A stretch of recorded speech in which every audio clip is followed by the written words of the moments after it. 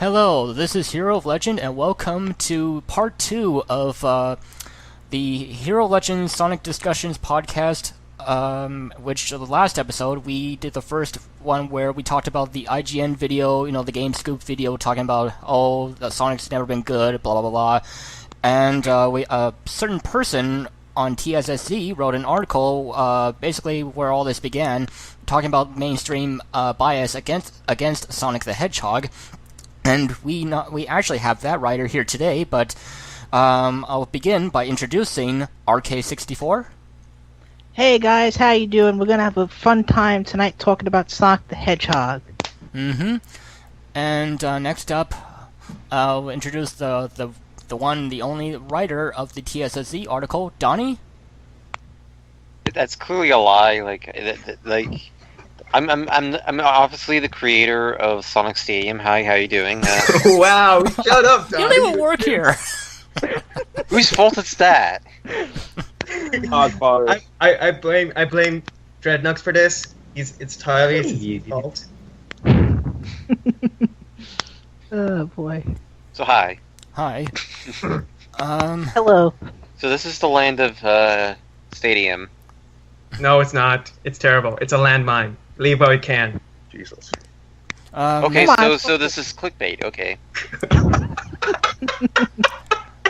It's gonna be fun. Next up is Dejimon. Hi guys, I'm Deji. And next we have Soni. Yo, what's up? It's your favorite meme lord. And when I mean my favorite, you mean most hated because everyone hates me. Come on, man, no one hates you. And finally, I do. We have Motwera. Motwera. I'm the creator of Three World and Crashing News. I'm the one who helped Robert Yes. sort of kick up his career a little bit further, but though he's not getting paid. And I'm having other projects that are still too late to be done, but yeah, we already started. That's enough plugging. That's enough self-plugging. Before we continue, I just want to say again, thanks, man. It's been a lot of fun writing for the site. You are welcome. Oh. Okay, now Anyways, let's start the enough discussion. Let's start this train wreck. It's not gonna be a train, right? All right. IGN sucks. Like, comment, and subscribe. Okay, that's it. We're done, people. Wait. Come on. Wait, Donnie, that's no way to talk about TSSZ. I'm just kidding. Wow. Are you implying that because IGN is known by just a few letters, like TSSZ, that they're one and the same? No. What he's Actually, Sonic Paradox is the worst. I'm surprised people still remember me being associated with that. Actually, I was gonna say that TSSZ is the Fox News of Sonic. Good job, Deji. No, that's Tails' channel. Ooh. Yeah, that. And You got called out. Get dunked on. Well, he can't exactly be dunked on because I'm the voice of Tails' channel now, so. You're the voice of everything, Donnie. Just Except Stadium. Whose fault is that? Come on, guys. Donnie's a spinball wizard. and I'm the biggest defender of Rise of Lyric. That's not something to be proud of either. See, there you go, Spinball. Apparently I'm a Spinball wizard, but here's the thing, though. Spinball has showed up on Stadium, so theoretically, I am on Stadium. Thank you, good night. I'll be here all day. Donnie, Okay, wait, guys. Okay, guys, let's get on topic. On a serious note, can we get on topic, please? Yes, that sounds like a great idea. But I want the ship post for an hour and so. Oh my god. Come on. Oh, okay, everyone. If IGN can get off topic, so can we. See, we're basically on topic. Oh, come on. You know what?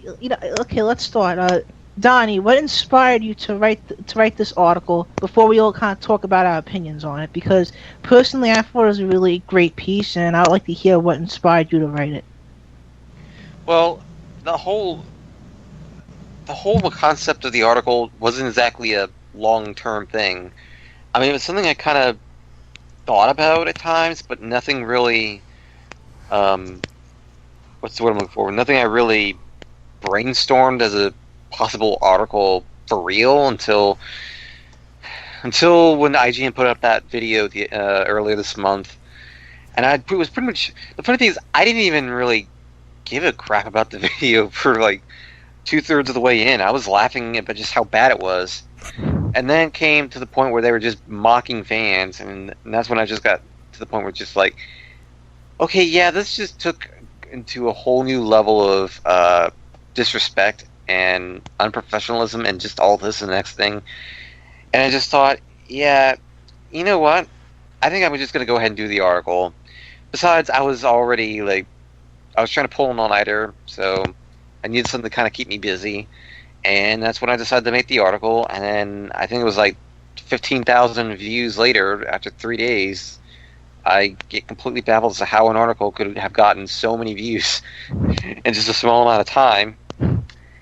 It's because it was a really good piece, and you kind of touched on something that quite a few Sonic fans probably feel about what's going on with the franchise. I personally felt that the series kind of gets unfairly criticized at some points. Look, Sonic, I read all your post on, like, I think it was on 4chan, you kind of responded back to a couple of people who talked about the article, and I agree with you, Sonic has problems, but it's a franchise that should be respected like other game franchises, and I can't thank you enough for writing that article, dude, because it kind of touched on something that I personally think happens, not just that's been happening with Sonic, not just in the gaming press, but in the general gaming community. So, can I ask this?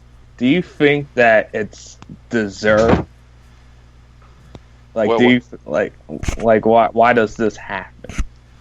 Well, yeah, I think, in terms of why Sonic is basically being beaten like a dead horse, as they say, because let's face it, Sonic has had a bumpy road over the last 10 years or so. Yep. 06, Rise of Lyric, the Storybook games, Shadow the Hedgehog, Sonic Genesis. Oh, yeah. Oh, Sonic Genesis is nothing compared to those big four. Well, everyone forgets about Sonic Genesis because, like, it came out in 06, I think, and the GBA was already 2 years out of date since the DS came out. I think everyone just looked at it and went meh and just forgot about it. And besides, we have the Stealth Tax remasters on mobile, and that's pretty much the best versions of 1 and 2 you can get. I don't know. I played that when I wrote about it, and I hated every single moment. Here's the thing: Genesis is a bad part of a good game. You can play many others. Yeah, that's a very good point. Yeah, I mean, it's already a good game on other systems, like of course the Genesis and like the Wii Virtual Console, that's 3DS. Mobile. What? Don't forget mobile. Stealth Tax. Mobile. Yeah, I've only touched I played a little bit of Sonic 2 on mobile because it was a free download on Amazon, and it was okay, I guess. So I guess, do you guys want to comment on your thoughts on the article? I mean, the guy that wrote it sucks. I mean, that's my thoughts. Okay, cool. Well, why don't you? I guess I can start things off. At this point, I still haven't watched the video in question because I'm not falling for stupid clickbait Sonic Sucks videos anymore. It would kind of help if you actually watched the video. It's only 6 minutes long and it's so No, I won't. I won't give them the effort. Why would I watch a stupid Sonic clickbait video that I know is going to be wrong when I could just do something else with my time instead? Those 6 minutes. Like play a bad Sonic game. Shut up, Deji. Oh boy. No, it's just a recommendation. I mean, like, it is one of the main points of the whole podcast to talk about the video. I mean, you can talk about your reaction to it being posted, I guess, and being out, but it just would help if you watched it and say, oh, yeah, this happened in it, and this happened. Well, I did saw some clips. Like one of the big cool things is how the franchise being good is like a 25-year-old lie, and how one of the guys said, like, the only reason people like Sonic is because they want to fuck Pick the Cat, which is because I would totally fuck Rouge the Bat instead. Well, look at that, folks. The podcast. Whee! I told you this is going to go downhill. It's IGN we're talking about. And it's my article, too, so you know it's going to go downhill. Of course. Donnie here just makes it worse. I make everything worse. Everyone vanished from the podcast the moment they found out that I was in this. Just stop. Come on. Don't I say don't want that. We've had enough self-deprecation. There's gonna be more of it. There's gonna I- be more of it, what- Deji. You what gotta is deal with it. here? It's my source of comedy at this point. It's not funny. Your comedy. You know what to say. I'm comedy chimp for a reason. What the hell was that voice? What was that? Comedy chimp. Sounded more like comedy chump. Well, excuse me for not being Bill Freiberger. Well, I was Oh. gonna say comedy bitch, but okay. That's- Oh wow. Let me talk. Let me have my talk. Go ahead. Go I think what ahead. everybody's Go ahead. missing here. All right. So, Montreal, you want to share your thoughts on the article? Maybe you should give your thoughts a spin. Sure. Dash. Yeah, that's one. Jeez. I may not be able to do it properly, but I'll try.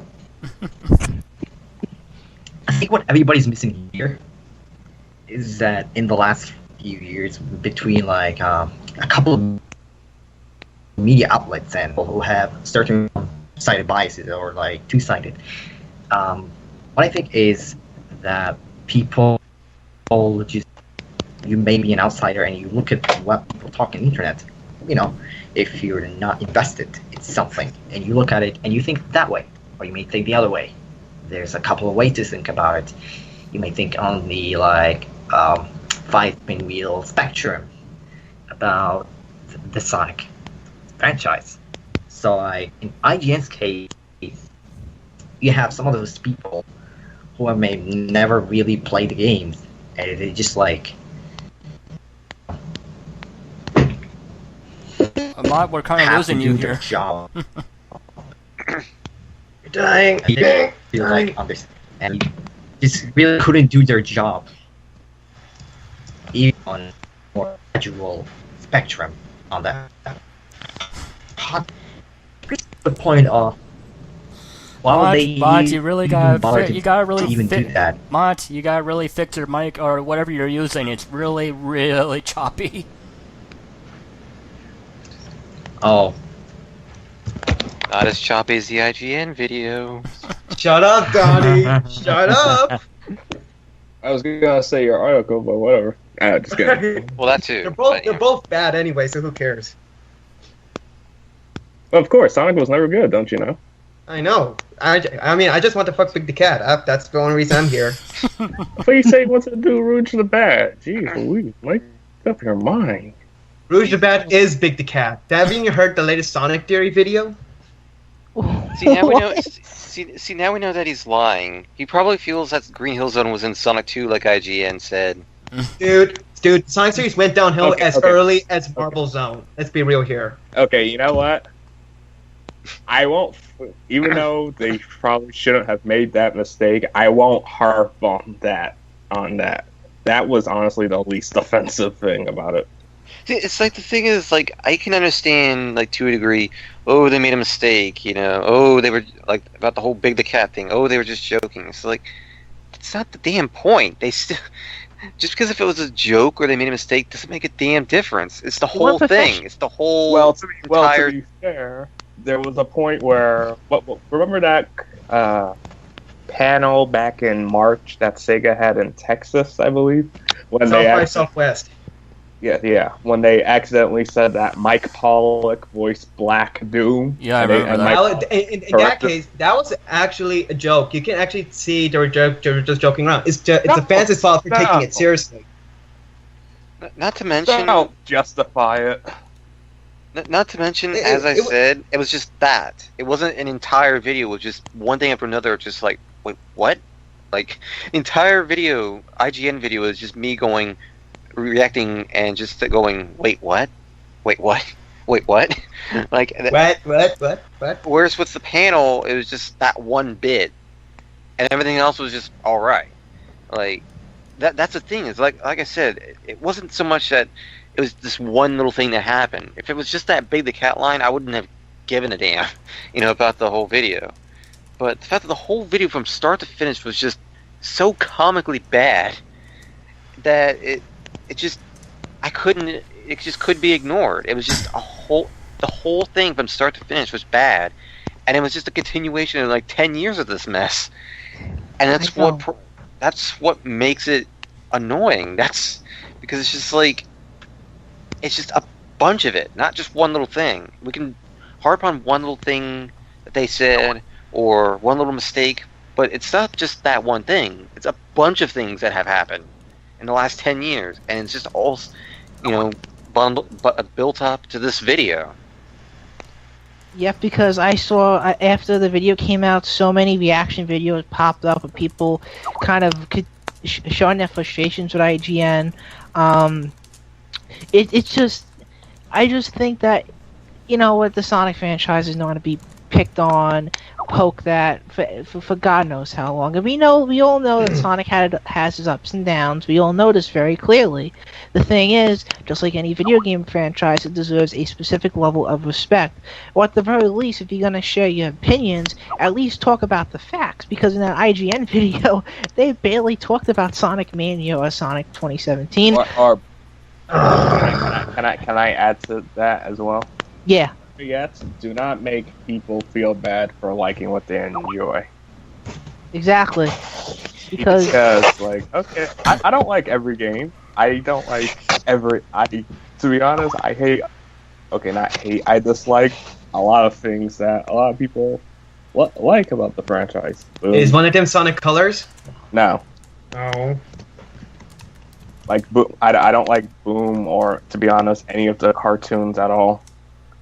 I didn't think that All-Stars Racing Transformed was that great of a game compared to the first one. Just before we continue, Soni, are you there? You seem to be having some trouble. I'm here. Am I here? Okay, yeah. I can hear you. All right. No, you're not here. You're in the castle. Shut up, Donnie. Jeez Louise. I'm not in another... Motwera! I can't hear your mic. Your mic, Motwera. Are you there, man? Yes. Soni. Hello, yes. Okay, hello, okay, yes. okay. Yes. You're good. Alright, I just couldn't help notice that your icon here is just showing like 3 dots or whatever, so I'm not sure if there's some technical difficulty on your end, if anyone else is noticing that. Well, I have like Discord open, so maybe that might be causing some server lag, I don't know. You should probably close it. But I'm talking to Tails channel. Hi. And it's gone. Dude, you're talking to us and you're recording something. Come on now. Who said I was a professional? I'm a living meme. Memes are not professionals. He's a mean meme machine. I'm a meme bean machine. Oh boy. Where are we going with this? Okay, so I guess. You see, I don't want to be rude, but I think stuff like this is kind of why IGN makes fun of us.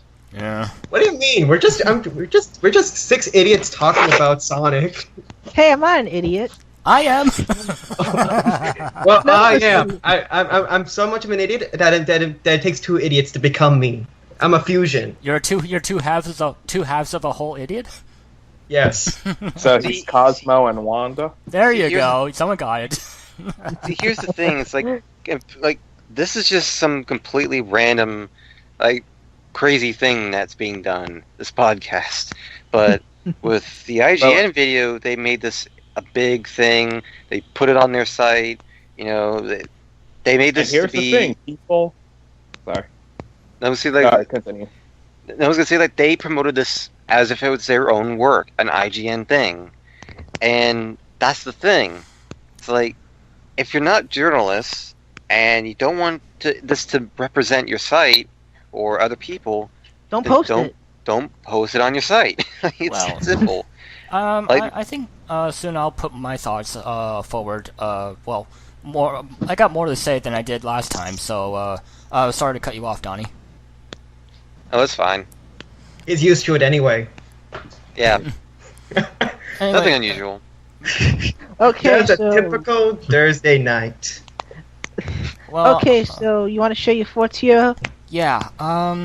Basically, trying to remember exactly what I said already the first time, but I don't mind repeating myself here if I said something already that I did last time.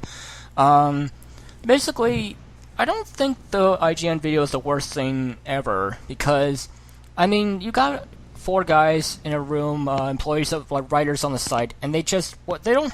Obviously, none of them are that big on Sonic, and maybe they're a bit informative or uninformative. I'm sorry about that. And they just, they're just, I guess, because the whole point of the video was that Mania and 2017 were announced, so they wanted to put their thoughts on the franchise, might as well. And, they had negative things to say, but honestly, I don't think anything, aside from something dirty there, was probably, was not that really inappropriate, It's just that they don't like Sonic, and it's not a law for you to like Sonic, or, Yeah. I mean, everyone is right to like and dislike whatever they damn well want, so, I Right. mean, if IGN doesn't like Sonic, then who cares? Just ignore them, and maybe, I guess the only little too far thing they said, aside from that one bit with Big the Cat, was where the guy said, and I'm pretty sure he was mostly joking, where he was like, if you like Sonic, then you should go to the police Jail. or something, or to go to jail, right? I'll call the cops. Yeah, call the cops. Call the cops on us. Dude, I you don't are know. living a 25-year-old lie. I know, that just But, seems like that was just a joke, I think. I mean, it's not really meant to be taken seriously. And the 25-year Here's lie... the thing. Here's the thing. Jokes are meant to be funny. True. Unfortunately, none of yours are. Oh, my heart. Anyways, I think you make a really good point, Hero. As it's everyone has the right to have an opinion, and if IGN doesn't like Sonic, that's fine. I think that the main reason why people were so upset with what they said was because they didn't give the franchise respect, or at the very least, just cover the information being talked about. And they were sharing misinformation. Like, for example, when they were talking about Mania, it's like, old stages. But one guy was like, oh, wait a minute, it's a brand new game with new levels, and everyone just kind of ignored him. Yeah, it was like Brian Altano was like, Yeah. and new levels, and the guy on the left was like, okay, or yes, and then that was it. They just moved on. I know. I mean, I understand if you don't like something, but if you don't like something, or if you have to report on something, at the very least, do so with the correct information. I mean, that's the least I expect out of IGN, a major gaming site. I mean, if they don't like Sonic, that's fine. A lot of places don't like Sonic. You know what? Can I just play devil's advocate for that? Yeah. Here we go. Go right ahead, man. Here's the thing. There are professional reviewers, and these are the people that the big companies like Sega, Nintendo, Sony, Microsoft listen to whenever they want to spread the word of their games so people can buy it. Exactly. So if they can't like it, they're not a series that they can be fond of, then what's the point? They have to listen to them. I think the main thing is, if you're going to talk about something, write about something, or make content based on something, you use correct information and you be professional about it. Because a great example, which I believe you linked to, Donnie, was Kind of Funny Games. They made a video talking about the same type of thing, Sonic Mania, Sonic 2017, and while Colin had some issues with Sonic, it was a very fair discussion where all four of those guys were being honest, they were being respectful, they gave the franchise relatively just as much of respect that they give the other content they produce, and I felt they were believable. Like, there were 4 real people talking about Sonic the Hedgehog rather than the IGN video, where well, of course there's 4 people, of course they're real, but they felt like, I don't know. They're just pandering to the Sonic hate bandwagon? To add to that, ironically, at least a couple, I think, are from Kind of Funny Games are actually from IGN. So Yeah, that's ironic. Yeah, that's No, why but I think they just left makes that IGN. Yeah, they that's why left it made IGN. that I know, like Greg Miller, I think Colin, I don't remember. Yeah, Greg and Colin left IGN, made a Kickstarter for something for the new gaming site called Kind of Funny Games. They got more writers involved, and as of now, it's a really big site that kind of covers all things PlayStation and Nintendo, Microsoft, etc. They mainly talk about the Sony systems and the Vita, which is why I watch that content often. But they do a really good job talking about a lot of different things, and they give things respect. So I don't know. That's why I sourced that Kind of Funny Games podcast episode, that video, as a prime example of how it is you properly do a Sonic podcast. Yeah. Because they weren't like, they didn't have any bias at all. They hated on Sonic, but they also praised Sonic because, well, let's be fair, Sonic isn't entirely bad. That's what being a fan is called. It's a game. Sonic became a gaming icon for a reason. It wasn't because people hate him or anything, but there are people that generally like Sonic, and that's not a bad thing at all. Wait, people like Sonic? Clear, like, Yes. Of course, people like Sonic. Why would we be making making this podcast otherwise? Because I thought we were here talking about just a prank, bro. but yeah, like. So what you're saying, Donnie, is that IGN does what IGN doesn't?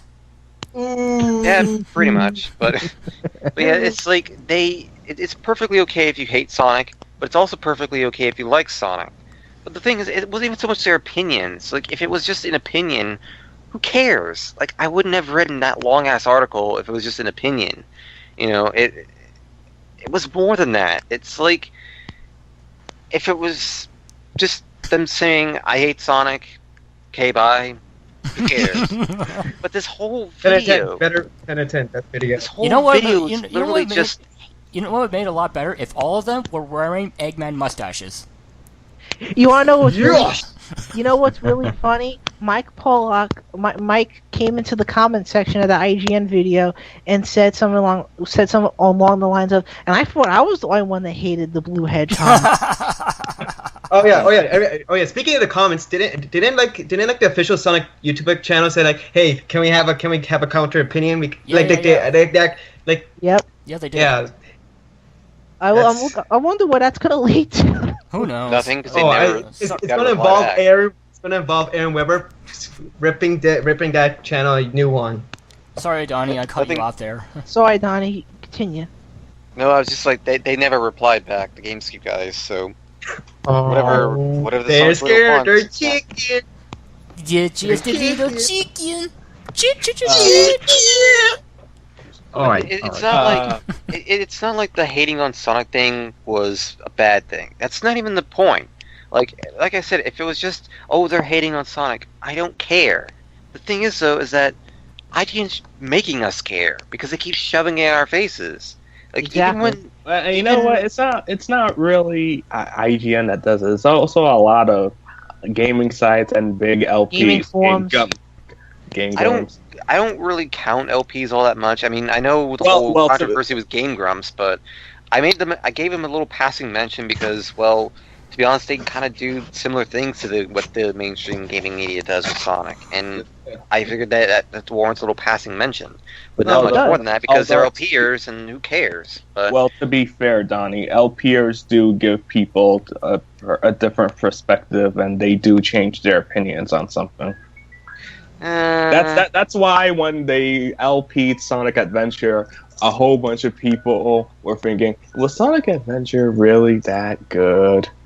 Of course, Sonic Adventure was good. Why it got incredibly high ratings when it originally came out back. in the day. For its time, but it was good. It was good for a time, but it aged. It aged terribly. Ugh. The amusing thing was that the IGN guys in the comments, they kept replying how they're not like whenever people were talking about them. We're not journalists. We don't know. Yeah, what we're not talking. journalists. I don't get that yes, either. they are. Yeah, I don't get that either. Starters, That's not an excuse. for starters, yes, they are. Mm-hmm. The definition of a journalist by the Merriam-Webster dictionary website says a person engaged in journalism, especially a writer or editor for a news medium, or B, a writer who aims at a mass audience. Gee, that could probably be IGN. Just the feeling there. Well, one thing I want to add about the IGN Going on thing. technical here. Oh, thanks. I want So to. does that mean you're a journalist? Me? I guess so. I guess we're all journalists. Well, Okay, so now whenever you I say wanted to- something bad about another company, Everyone I'm here gonna wants to say against something. you. Yeah, I wanted to add about the IGN thing. I can understand, like, numerous people work on the site, and I can't expect every person there to know every single thing about every franchise. I mean, I even though I'm a huge Nintendo fan, I don't know every single thing about every Nintendo franchise. Like, if you told me to name every Kid Icarus character, I'd be like, nah, no way I can do that. But you sickened. but Kid Icarus Uprising, and I have issue with that. But anyways, what one thing they could have done to get around that was try to round up people on the side who do like Sonic and know about it. Because I would think there's at least a couple there who know, who are actually Sonic fans. Because don't like a dozen or so writers work on the site? Yeah, quite a few people work on IGN, I think. I don't like the thing is like I understand like getting people that are more knowledgeable about Sonic, but I would expect even the people who don't like Sonic to at least be knowledgeable about it. Because even though they may not like Sonic, Sonic is still gaming. Like, that's what they cover, is gaming. Well, I expect them to know about gaming. Well, I mean, like, Halo is well, at least like in the mid-2000s was very iconic or whatever, but I don't know, like, about it. I'm gonna make a comment about. You're not a Halo journalist now, aren't you? I mean, I'm gonna make a bit of a comment. I'm surprised an article I wrote that I was really surprised got so much traction. One being a Prey 2 article, that got a lot of attention. But at the same time, I just had a passing interest in Prey 2, and I'm not the biggest fan of first-person shooters. But I did my research, I looked into the topic, and I made sure I knew what I was writing about, because it was a really touchy subject. So, I mean, if you're gonna do stuff for gaming, I mean, do a little research. If you're gonna talk about Sonic, at the very least, at least look into what the series has done over the years before you come in and say, I'm gonna talk about Sonic the Hedgehog and say blah blah blah blah blah. That's a good point. When you're talking about a subject, I expect you to know about that subject. After all, you're doing journalism for that subject. How can you do journalism if you don't even know what you're talking about? I mean, as a fellow journalist myself at Sonic Stadium, I don't really write about things I don't know lick a shit about, you know? So I just, I only focus on things that I know, things I do know about and what I do like to talk about. And like, even if you don't like Sonic, that doesn't mean just throw all of the rules out of the window, and just be reckless at what you do. I mean, if you have no interest and don't care about it, that's fine. I'm not expecting you to look it up, because don't feel forced to, but don't make a video saying that you hate how much you hate it, even though you know lickety squat.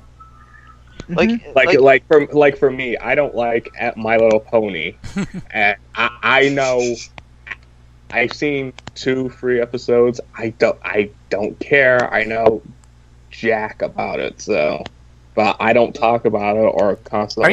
Are you saying you don't know BoJack about it? Ooh. You know what, Hero? BoJack Horseman is one of the best shows on Netflix. Don't explain the joke. Oh, I'm sorry. I just watched season 3, the entirety of it, not long ago, and man, that was something else. But anyways, I think the problem is that the side effect of the ongoing for the franchise, and in the franchise or not, I think the downside is, and the side effect is, that people will still have this dismissive attitude, whether you're a journalist or not. I think that's the issue with that you really can't win. You're still gonna have people like that. Let me just give an example of how I do journalism when there's a topic that I don't like. For example, Pokemon Go.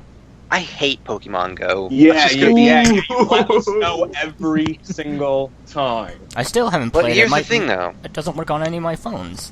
I don't even have a smartphone. I'm gonna play Pokemon Go right now. Oh, GPS not found. Here's the thing, though, is like I've hardly brought it up that I hate Pokemon Go, other than maybe 2-3 tweets over the last month and a half. Let me guess. If you go to, you were talking about it more than that. Let me guess, Donnie. It wasn't that much. Let me guess, Donnie. You got a lot of hate for that. I didn't really get a lot of hate for hating Pokemon Go, but I did. I wouldn't say it was annoyance, but more like a lot of people just didn't care, and that's perfectly fine.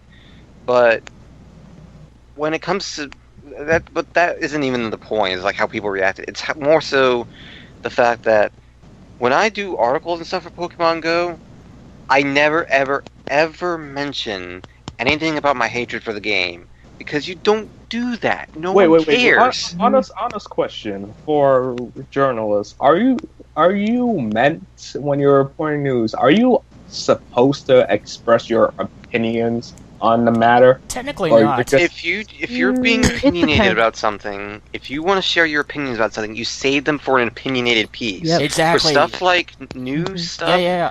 I do the same thing because I was basically in writing 101 when I joined the team. That it's best if you don't put your opinions on actual news pieces. If you want to put your opinion on something, that's what editorials and opinion pieces are for. That's why I have like my Hero of Legends musings on the sites once in a while, because that's exactly what I do. Okay, and even in opinionated pieces like articles and podcasts, you don't be an ass. Right. Exactly.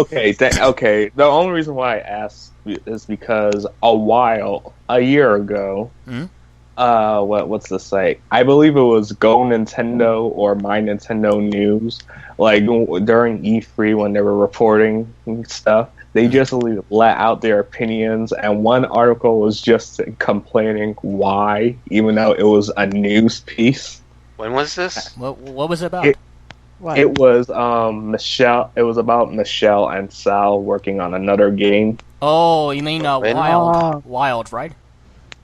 I'm not sure. Was it the Beyond Good and Evil 2 rumor? Well, they were saying we don't know what he's working on, but it's a surprise. And the article ended with, "Why don't they just tell us what it is? Gosh, seriously." I'm like, what? When was this article posted? You said like E3 last year?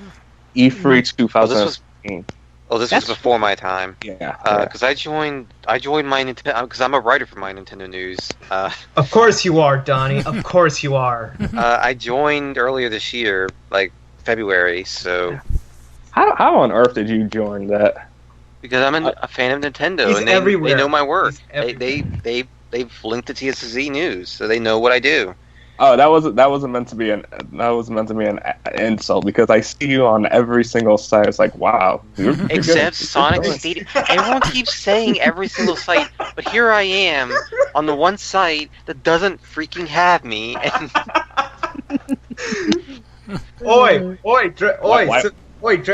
at Sonic Stadium, fix this. Get Donnie. I'm calling you out, Sonic Stadium. Don't look at me. It's not my choice. I mean, clearly they don't want me. So, I mean, this is your fault. I blame you. If they ever need someone for any extra help, I'm there. So I mean, but if they don't want me, they don't want me. Hey, I'm not here to discuss any internal matters, but I cannot confirm or deny these allegations. What was that's why. I forget. Oh yeah, that's right. I was giving an example. But yeah, when it comes to like opinionated stuff, you keep that out of news articles. You just get straight to the point, tell people what they need to know about this news, and move on. That's it. You don't include any opinionated stuff. You leave that crap out until you get to an opinionated piece, which I usually make for like the mainstream media article.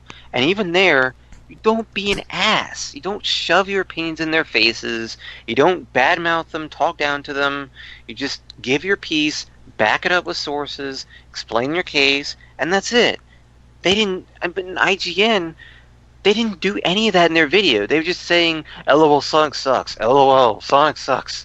Pretty much do the whole thing. It was just clickbait at the end of the day, and the sad part is a lot of people fell for it. Yeah. I saw it. It got a lot of views. The video, and I guess when I do when I wrote the retrospectives on Sonic, I didn't comment on like the fan reaction to all the games I wrote about. If I liked the game or didn't like a game, I clearly showed my thoughts on that. But and I must say, RK, I did look at quite a few of them, and I'm still blown away by your retrospectives. Like you're a man with a plan who makes like dozens of these retrospectives in so little time. I give you applause for that. You know what? I appreciate that, but at the same time, as of right now, I'm really falling behind writing some of them. And Motwera, you already know that I'm still in the process of writing a retrospective for one of the GBA Crash games. And yeah, I mean, that's okay. Give your time. Don't worry about it. Not in a hurry. I mean, you have such a huge library right now of retrospectives. It's going to take people ages to get through all of them. Okay, the whole point behind that is I just try to express my opinions, but at the same time I avoid talking about the fan reaction to the different opinions. Like, I was talking about stuff like Sonic 06, Sonic Lost World, Sonic Boom. Well, I avoided calling out people that liked or disliked the game. I just talked about it, and that's the whole point of writing. When you write an article, like, you try to be as positive as you can be, but at the same time, if you have negative thoughts, you don't really mention those. Like, when I write my news pieces for FreeWire, I avoid talking about anything negative, because recently I had a lot of negative articles to write about regarding, like, Nintendo and Metroid, Nintendo Power, yada yada yada yada, and I avoided talking about my personal opinion. I made my own little video talking about my personal stance on the matter. Oh, you have a video? So, yeah, I posted a vlog thing a while back, but the whole point is if you have really strong opinions on something, you post it elsewhere outside of the main site, and if you're going to talk about a news piece you're really excited about, you can be positive about it, but it's not going to be negative. It's pointless to be super negative about stuff. Well, I don't mind. Here's the thing: is that I don't mind negativity. Just as long as you're being very constructive and being very, polite about it. As Donnie said, don't be an ass. And, exactly. And don't be clickbaity with IGN. And I remember. Do you guys remember when Star Fox Zero came out? That I forgot what side it was. Polygon refused to. I'm sorry to cut you guys off, but I have to be offline for a minute or two, so I'm back in a second, okay? Oh, no Catch worries. you later, dude. Thanks, man. Anyways, you were saying. Remember when Star Fox Zero came out and Polygon didn't want to do a review of it because they didn't like it, even though it's their job to do it. Well, it's a weird thing. Is like I don't know if it was just one person saying that or the entire site. Like it would be really weird if every writer on the site just refused to review it. It was one person, and instead of giving it to somebody else, he just wrote an article explaining, "Okay, I don't like this." Okay, guys, I'm back. I'm sorry if I missed anything, interrupted anyone. Wow. That was quick. That was fast. He said he was back for a minute. Well, one of my family members called, and I was wondering why, but my mom said she'll call them back later. Okay. That classic. Where was he? The classic. Anyways, you were saying, Digi, about about Polygon. It's just don't be afraid to do your job. Lazy to do your job, even if it's something that you don't like. You're still getting paid for it. Well, the thing is that if you really don't want to do, like, for example, if you really don't want to review a game because you really don't either just have no interest, or two, really don't like it looks terrible to you, maybe especially if you do pass it on to someone else, because you might just give a very negative bias towards it. Didn't. The guy didn't. He just wrote an article saying, "I don't like the game. Here's why." The end. Oh man, that's horrible. I mean, I remember I wrote a review on a game on FreeWire, a game called Galgun, and I was a bit uncomfortable writing about it for obvious reasons. I know it's funny, but at the same time, its gameplay was fun and the localization was really good. But when you get to those interesting parts, I was like, oh, boy, where did the game touch you, RK? Where did the game touch you? It's okay. You can talk to us. I gave the game a good score in the end because I really liked the gameplay of it. But point still stands. If you're gonna be, anyone can. If you have a very open mind on stuff, you can play any type of game and you'll have a fun time. You can be objective about it, because that's our job. That's people's jobs as journalists. Because if we're going to be talking about stuff, we be objective and we give everything a fair chance. If we don't, that's not really fair to the games. Every game deserves the same level of respect. Exactly. Mm-hmm. It's Good, like, good, bad, mediocre. It's like bias should never have a place in any of your work, because you need to have an open mind with everything that you write, everything that you guest in. Like nothing, all your opinions need to be thrown out the window when you're doing a lot of your work on there, on your sites and stuff like that. And it's just like, even if you absolutely have to be opinionated, like I said, do it with respect, with understanding. And just don't, like I said, don't be an ass. That's all it comes down to. Don't force your opinions down people's throats. When you're talking, you're supposed to analyze a game. Don't take the game, use this as an excuse to shove it in our faces about how you hate this franchise and this thing and next thing. And even so much, like, it gets to the point, when you get to the point where you can't even say the word Sonic without someone making a jab about, oh, I hate Sonic. It's like, no one cares.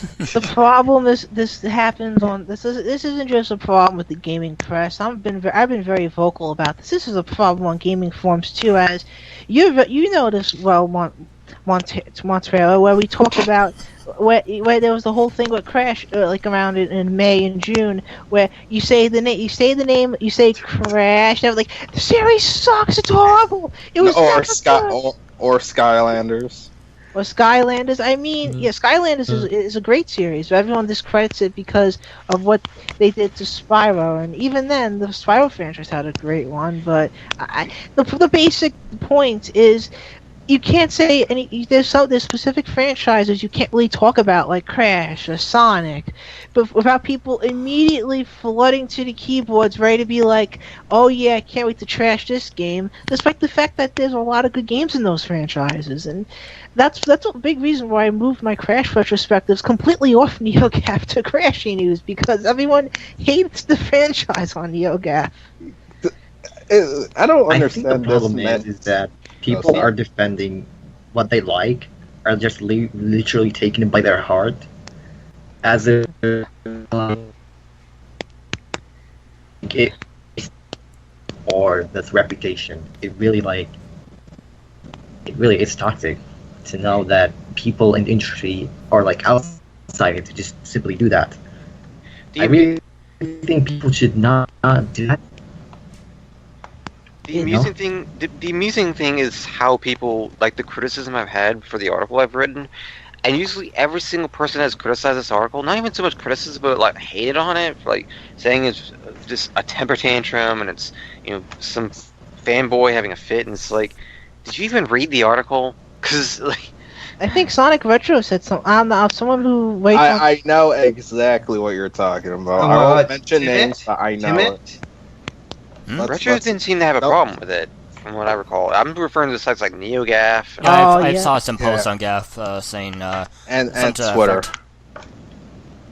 Oh man, it's like you can address all the arguments that are going to come up, like how people are going to say, oh, this is just a guy who loves Sonic as a fanboy. You can't handle criticism. You can't handle criticism, and it's just like, you can acknowledge that, but people are just going to prove your point anyway by just hating on you for that very argument. You just address that in the article and said that's not what it actually is. Yeah, and the funny thing is, you make your point clear that I like Sonic, but I have issues with a number of games in the franchise in the article, and I think in tweets you released after the article. So it isn't like you're just someone who really loves every single game in the franchise or defending Sonic. You're talking about someone who's being really objective about the whole situation. So I can see why people have issues with calling out IGN and stuff, being like, yeah, it just Sonic is a poster boy for being like picked on by the gaming press. We all noticed. Why are you talking about this thing already? Do you think that mentality will die?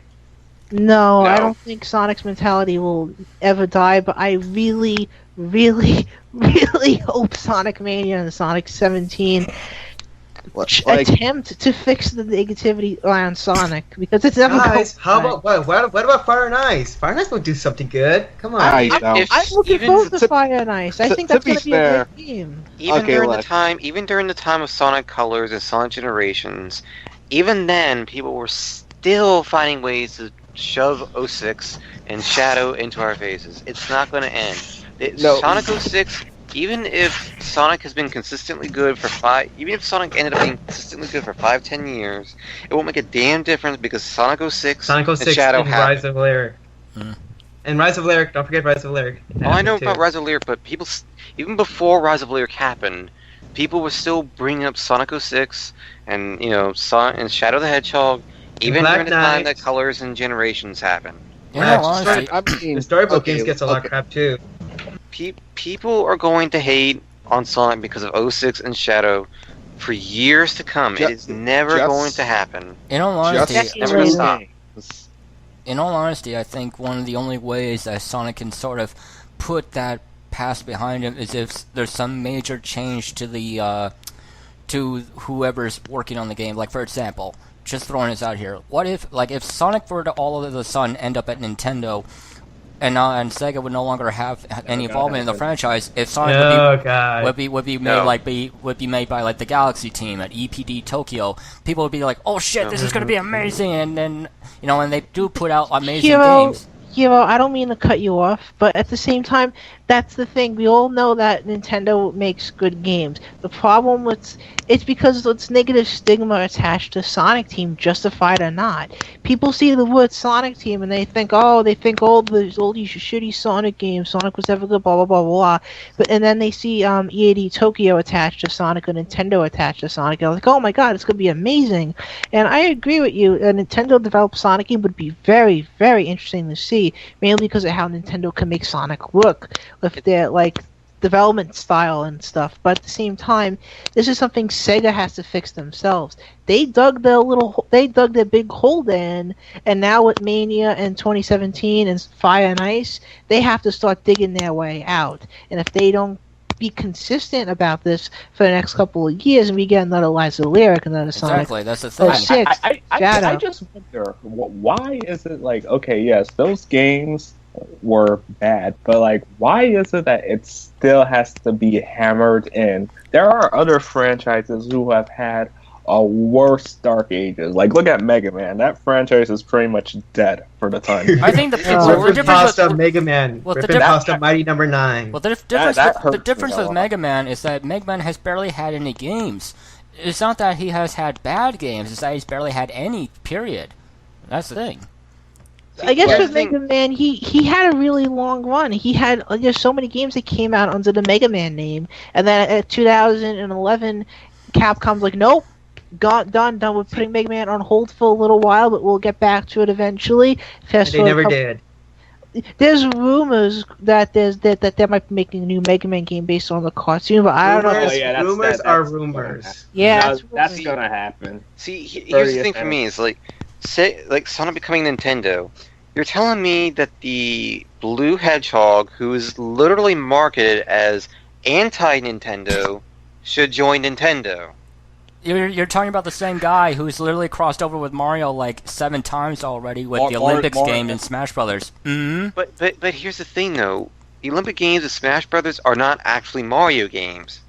So, and they're not, and yeah, they're Nintendo games, but it's just a cameo. It's not an actual not Sonic cameo. Being developed by Nintendo. Not cameo. I think that's a bit of a. It's an appearance. It's literally both a Mario and a Sonic game, But it's not But you're not playing a Mario and you're not playing a Sonic game when you're playing Smash or Olympics. The Olympic games are a bunch of Olympic-themed party games, while Smash Bros is just a fighting game. You're not playing an action platformer you're going fast and stuff. True, but it's not like it can't ever happen. For example, Yuji Naka just said that he wants to pitch an actual Mario and Sonic platformer to Takashi Iizuka. I'll be the happiest guy in the world. Mm-hmm. And then it turns out it's another Mario and Sonic game, but with platforming. I mean, it's like What? you're giving Nintendo an anti-Nintendo franchise. It's not going to. This isn't going to end well. I think the whole thing with, and I think the whole idea of Sonic working with Nintendo or Nintendo owning Sonic isn't a horrible idea because Nintendo's known to make great games. The issue I see popping up is the issue with the IP star power, in the sense that you have Mario, who's an icon, Sonic is an icon. Both fill a very similar role as icons for the companies they represent. So say Nintendo owns Sonic now, so you have Mario and Sonic, and okay, which franchise is going to get the bigger focus? Which franchise is going to get the most attention? I mean, it could work in Sonic's favor, which would lead to longer development times for the different Sonic games or Mario and Sonic crossovers. But I'm also afraid of a situation similar to Metroid and F-Zero, of the IP being mismanaged by Nintendo, in a sense that... Yeah. I think Sonic won't worry about that because Metroid and F-Zero, as sad as it is, don't have that kind of mass market appeal where Sonic and Mario do. Like, Sonic is recognizable by like the entire world. Metroid and F-Zero, not so much, and they're more for the higher, like more adult crowd. Sonic is enjoyed by kids, adults, all the whole end of the spectrum. And Sonic, like Nintendo would not buy Sonic and just put him in the back burner. They would do real shit with him. I'm not saying they wouldn't do real stuff with him, but I don't know. I just want to see a project of that happening first before I feel officially confident in the idea, if that makes sense here. Nintendo is way too unpredictable. I don't trust them with Sonic just on the basis of how unpredictable Nintendo is. Because Sega isn't unpredictable. I'm not saying Sega is very unpredictable, but at the very least, you know that when Sega delivers, they can actually deliver. With Nintendo, they're so all over the place. You never know what to expect with them. Well, Donnie, depending on the IP, like with Mario and Zelda, the main series games, I think they're pretty much consistently really solid. Yes. Spin-offs. Yeah. Color Splash would be great, guys. Let's be real. Even the main series Mario games, they're still... That's just Sunshine can be up for debate, I think. But come on, Sunshine's awesome. Isn't okay. Sunshine was pretty fun. Okay, you know what? Sunshine is the best Sonic game ever made. Okay, shut up. No, Mario Sunshine was Donnie's here. Mario Sunshine was the best Splatoon game. I don't know what you're talking about. But here's the thing: Sunshine, it's not bad. It's flawed. It's essentially the Sonic Heroes of Mario. I should clarify. I do like Mario games, and I do like Nintendo. It's just I don't trust Nintendo with an IP like Sonic, because it just comes from experience about how Nintendo just seems to be all over the place. With Sega, at the very least, you either expect a good game or a bad game. With Nintendo, you're like, are they going to treat Sonic right? Are they going to give him an actual spotlight? Like, there's also the aspect of business stuff here too, because that's not the flagship franchise, and it's not actually Nintendo's. Well, the thing is, I mean, outside maybe outside maybe the Yakuza series. Hello? Okay, you were going to say.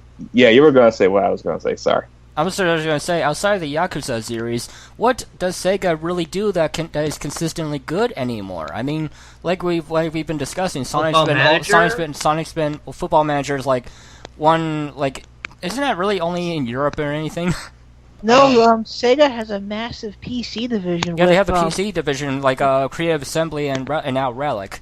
But let's talk about mainly the console, the general console games, like Japan-oriented, like Yakuza, Sonic, etc. Yeah, let's be fair about that. Sega kind of really hammered home that they're focusing on a smaller amount of games for consoles, at least from what my understanding.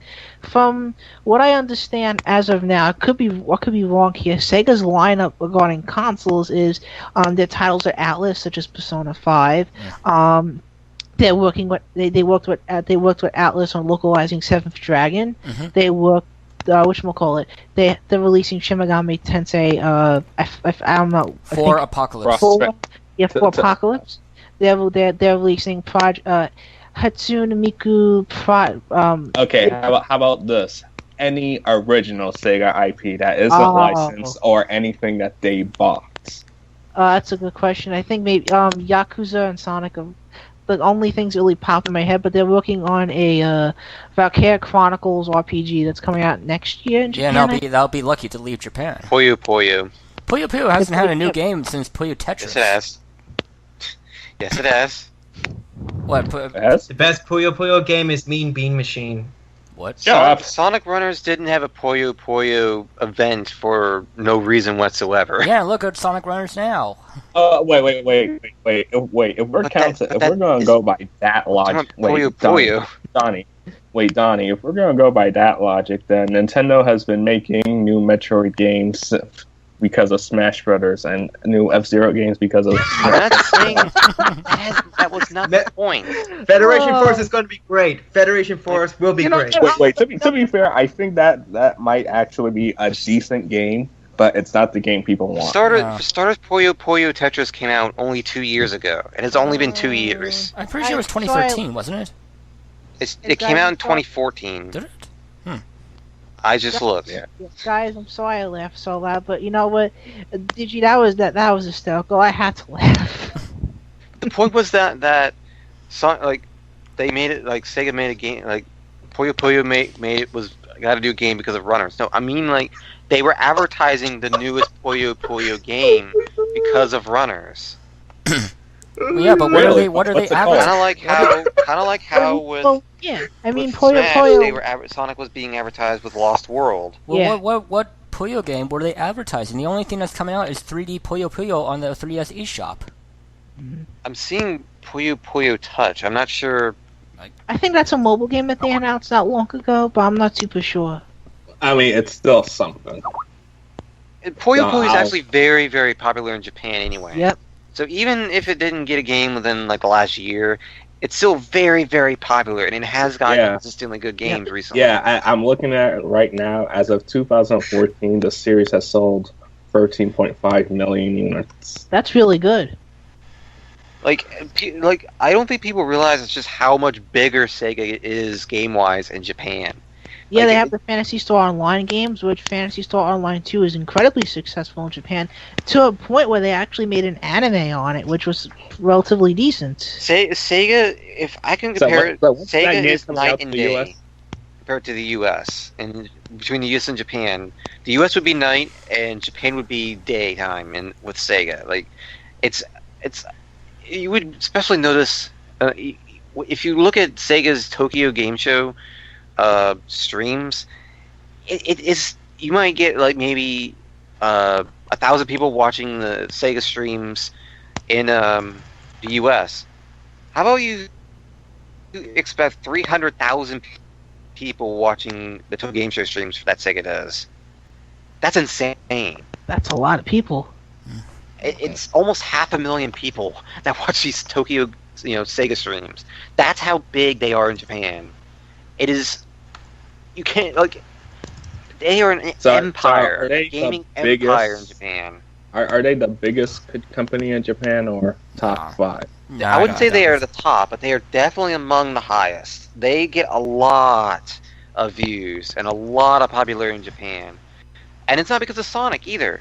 Sonic isn't popular. Sonic is neat. Sonic has nothing to do. Sonic is nothing in Japan. I mean, Sonic is a bullet point in Japan. That's it. Like he might get a little bit of attention, but ultimately, it's Puyo Puyo. It's Phantasy Star Online. It's Valkyria Chronicles. Like a lot of Sonic was more so geared toward the Western audience, but everywhere else, like all of Sega's other IPs, are very Japanese-like, and they appeal more to the Japanese audience. And as a result, all their IPs take off immensely in Japan. They are crazy popular in Japan right now, and it helps that they do consistently put out good games there. But you wouldn't think that in the US because you hardly see those kind of games. Hatsune Miku isn't just popular as a character and as a Vocaloid. Her games that Sega publishes are very, very popular too. Every single one of them are bought by Tracker. Like he buys 50 copies. He buys all of them. Oh, Tracker, you poor bastard. Mm-hmm. Shoutouts to that guy. Shoutouts to Tracker. Mm-hmm. I just played the recently released demo of the late Project Eva X, and it's a very solid game. It looks great visually. The controls are very good, and Sega puts a lot of care into those games. Oh yeah, Sega isn't it AM2? is a Japanese company. Isn't it AM2 who works on them now, or no? I'm not sure, but I know Sega publishes them. Oh yeah, but I thought AM2 does the Miku games now. Sega is a lot more Japanese than Nintendo is. I'm being very upfront. Sega is as Japanese as you can get. You know, anime, like all the animes they make. Nintendo, you barely see any like Japanese animes, and you maybe every once in a while. But Sega is 2000s, very. They made an F-Zero one, they made a Kirby one, but I can't really picture anything else Nintendo made about it. I mean, Animal Crossing. Not like actual, just like American cartoons and that. I mean, Japanese Pokemon, anime. I mean. Yeah, Pokemon. And But Animal other than Crossing. that, nothing else really. I mean, Do you know that show is almost almost has 1,000 episodes? Pokemon yes. is huge. Mm-hmm. Man. outside of Pokemon, Nintendo really isn't that big with Japanese culture. Like they tend to appeal. They make their games in a way that appeals to everyone. Well, we all know that Nintendo's best TV show isn't even an anime. Donkey Kong Country. Okay, you know what? Finally here. Goodbye. I mean, like, Coming they get, you. The pull-out dick for Harambe 2. the issue that Sega has is that they are very, very influenced by Japanese culture. So much so that their games are heavily influenced by it too. And Sonic is the sole exception, and as a result, he doesn't get that much love in Japan. But even so, because of the fact that Japan is so huge in the gaming market and so they are tight, like the number one place for gaming right now. But the thing is though, because Sega doesn't focus much on Western areas, Japan is basically Sega's bright spot and surrounded like a beacon of light in all the darkness that you may see in Sega of Europe and Sega of America. So, out of curiosity, if they were to just stop using Sonic for whatever reason, they'll be fine. If Sega stop making Sonic games in Japan, they might have difficulty in America. They might have some difficulty in Europe, but they will still survive because not only would they have all these popular franchises, but they're very freaking rich. I don't think people realize this, but Yeah, Sega Sammy. That area of Sega has so much money. and not because of video games, Yeah, like pachinko pachinko. machines too. Sega Sammy is the owner of Sega, and Sega Sammy is very, very, very rich. Oh man, no is- wonder Konami left the gaming industry. The thing is, though, Konami's not really. Sega. The thing is, Konami's not particularly that rich, as far as I know. I can't really say much on that. Oh but yeah. I know. Sega, however, I has. just make the- Sega That's can a rely on good Sega Sammy for financial help. That is the sole reason why Sega has not died out, because of the issues they had with their video gaming, financial problems in the late 90s, and, even today, because Sega Sammy is there, and Sega Japan is basically their life support right now. They are the ones keeping Sega going. However, if Sega of America died out, if Sega of Europe died out, Sega Japan is going to live on for a long, long time, because they've gotten that rich and that popular that they're just not going away. Sega is going to continue, irregardless of whether Sonic completely dies off as an IP or not. The thing is, though, is that Sega is consistently good, just not with Sonic, because Sonic is not developed by the same people that developed stuff like Afterburner or Hatsune Miku games or people by Atlas or stuff like that. Sonic is specifically tailored and developed separately. They have Sonic Team for a reason. It's given special treatment, right, with a special developing team, and as a result, it doesn't see the same quality that the other IPs get, and that's why we have a problem here. Sega is not so much inconsistent with games, is that they're disorganized as hell, which is why they had that restructure a year ago to fix that. Well, it's interesting that the Sega Japan is giving Sega of America a lot of freedom, I believe, because I find it interesting that they're letting Western people in the Sonic fan community work on making a Sonic game with Sonic Team, with Sonic Mania. I mean, if that restructure didn't happen, I wouldn't imagine that ever happening at all. Maybe. The other issue that Sega has had with, with Sonic quality compared to other IPs, is that with the other Sega IPs, like I said, Afterburner, Hatsune Miku Games, Phantasy Star Online, those IPs get a lot more creative freedom. There's no pushing of deadlines, there's no political stuff, development hell, or anything like that. They get all the time in the world to make those games. However, because Sonic is the icon he is, Sega puts him on a pedestal. They give him more attention. They take Sonic games more seriously, at the same time for good reason, but at the same time in the wrong way. Because as I said, they go all out to make sure, say like that Sonic games are developed by this time, that that they have this, that they have that. They don't have as much creative freedom. They have to tailor to a specific audience. It's a lot harder to deal with make Sonic games compared to other Sega IPs. Just on the basis alone that Sonic is an icon and Sega is being more strict with that. It's also interesting regarding Sonic because it's really Sega, I would imagine, has internal issues regarding what type of Sonic game they're making, as they have all these different sectors of the Sonic fan base that they're trying to. Do you really? Sorry. Do you really think that the fan base has that many input in the game's development? I don't know, but I would imagine there's people who want classic Sonic, there are people who want adventure Sonic, people who want modern Sonic, so on and so forth, and even Sonic Boom. No one cares. Hey, I'm someone. That's nice. We're getting fire nice, but anyways, thank you. So basically, Sonic Team even acknowledges during the Sonic birthday live stream where they outright accepted the question, "Are you making a Sonic Adventure 3?" They said no, but we'll look into it. Then at the event, we get a classic Sonic game announced. Then at the end of the event, we get a modern Sonic game announced. And the interesting thing is, both are missing the anniversary. Okay, the 2017 game is technically missing the anniversary, but both are being pushed to next year. So, like what you make a really good point, Donnie, where the Sonic games are kind of pushed through to get out to get Sega money in the West, but at the same time, it's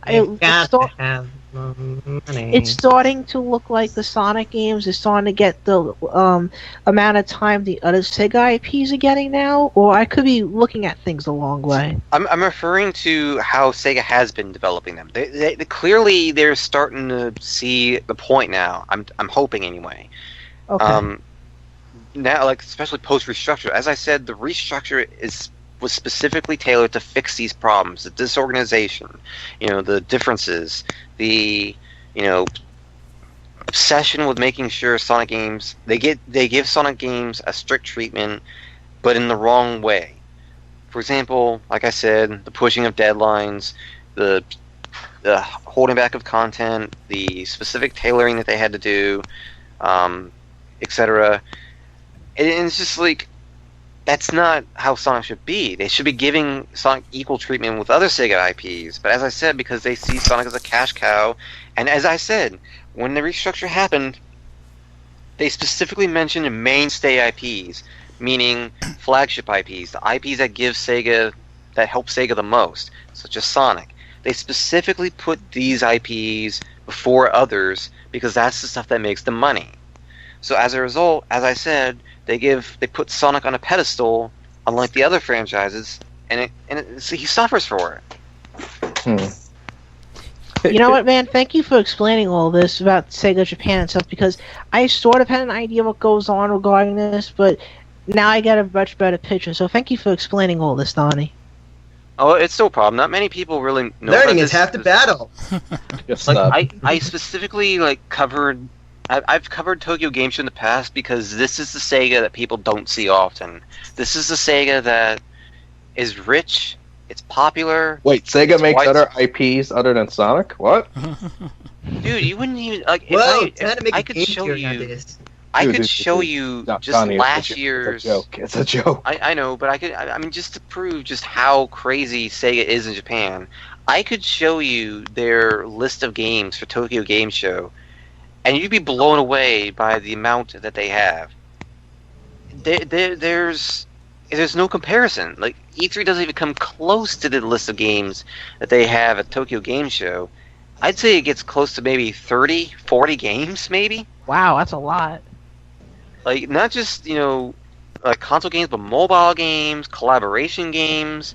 Like, there's a collaboration game, for example, between the Sega Hard Girls and the Neptunio characters. Yeah, I'm looking forward to that. They had that.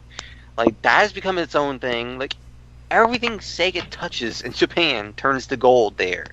It's insane. I could not stress enough how different Sega is in Japan compared to here in America or in Europe. It's night and day. It's insane. And it's why I feel like people who are saying that Sega's dying and Sonic's never good and Sega should give up. Like, no, they're not. Dude, these are the same people who go out of their way and say that Nintendo is doomed. So, well, with Nintendo, it's a lot more like evident that they're not doomed. With Sega, however, you kind of have to search a little bit. Oh no, I'm just saying. It's like whenever I hear something is dying, it just becomes. Do you even know what you're talking about at this point? It became a buzzword. Mm-hmm. Yeah. It's basically the buzzword for I hate this franchise or I hate this company now. Yep. It's silly. I think Donnie really. So many buzzwords nowadays. Overrated, dying, dead, die. Oh, just so many buzzwords. So many. It's just like Sega is definitely. It's that company where if you do a little research and you do a little picking around, that you'll more than likely come to the same conclusions as me. I mean, I don't mean to sound arrogant or like, talking down or anything like that, but it doesn't take much to see that Sega in Japan is very, very different. And by the time you actually see like Tokyo Game Show. I'm sorry to cut you off, Donnie, but I'm gonna be doing something in a sec. Oh. See you guys in a sec. Okay. Peace out. But by the time the first time I covered Tokyo Game Show was a couple of years ago, and that's when I got my first taste of just how crazy Sega is there. And just all the experiences, it's like they had their streams went for hours. It wasn't just something that they did for an hour, like say with the Sonic's streams or Sega's normal streams. They go for a couple of hours and then they're offline. No, Sega's Tokyo Game Show streams go for maybe 12 hours or more. They have so much to show. There's so much content. It's lively. They're enthusiastic, and it's insane. It's just.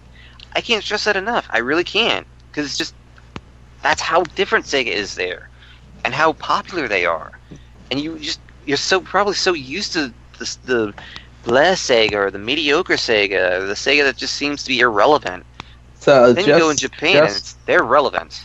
Just out of random curiosity, what do you think that could potentially make the whole Sonic stigma die out?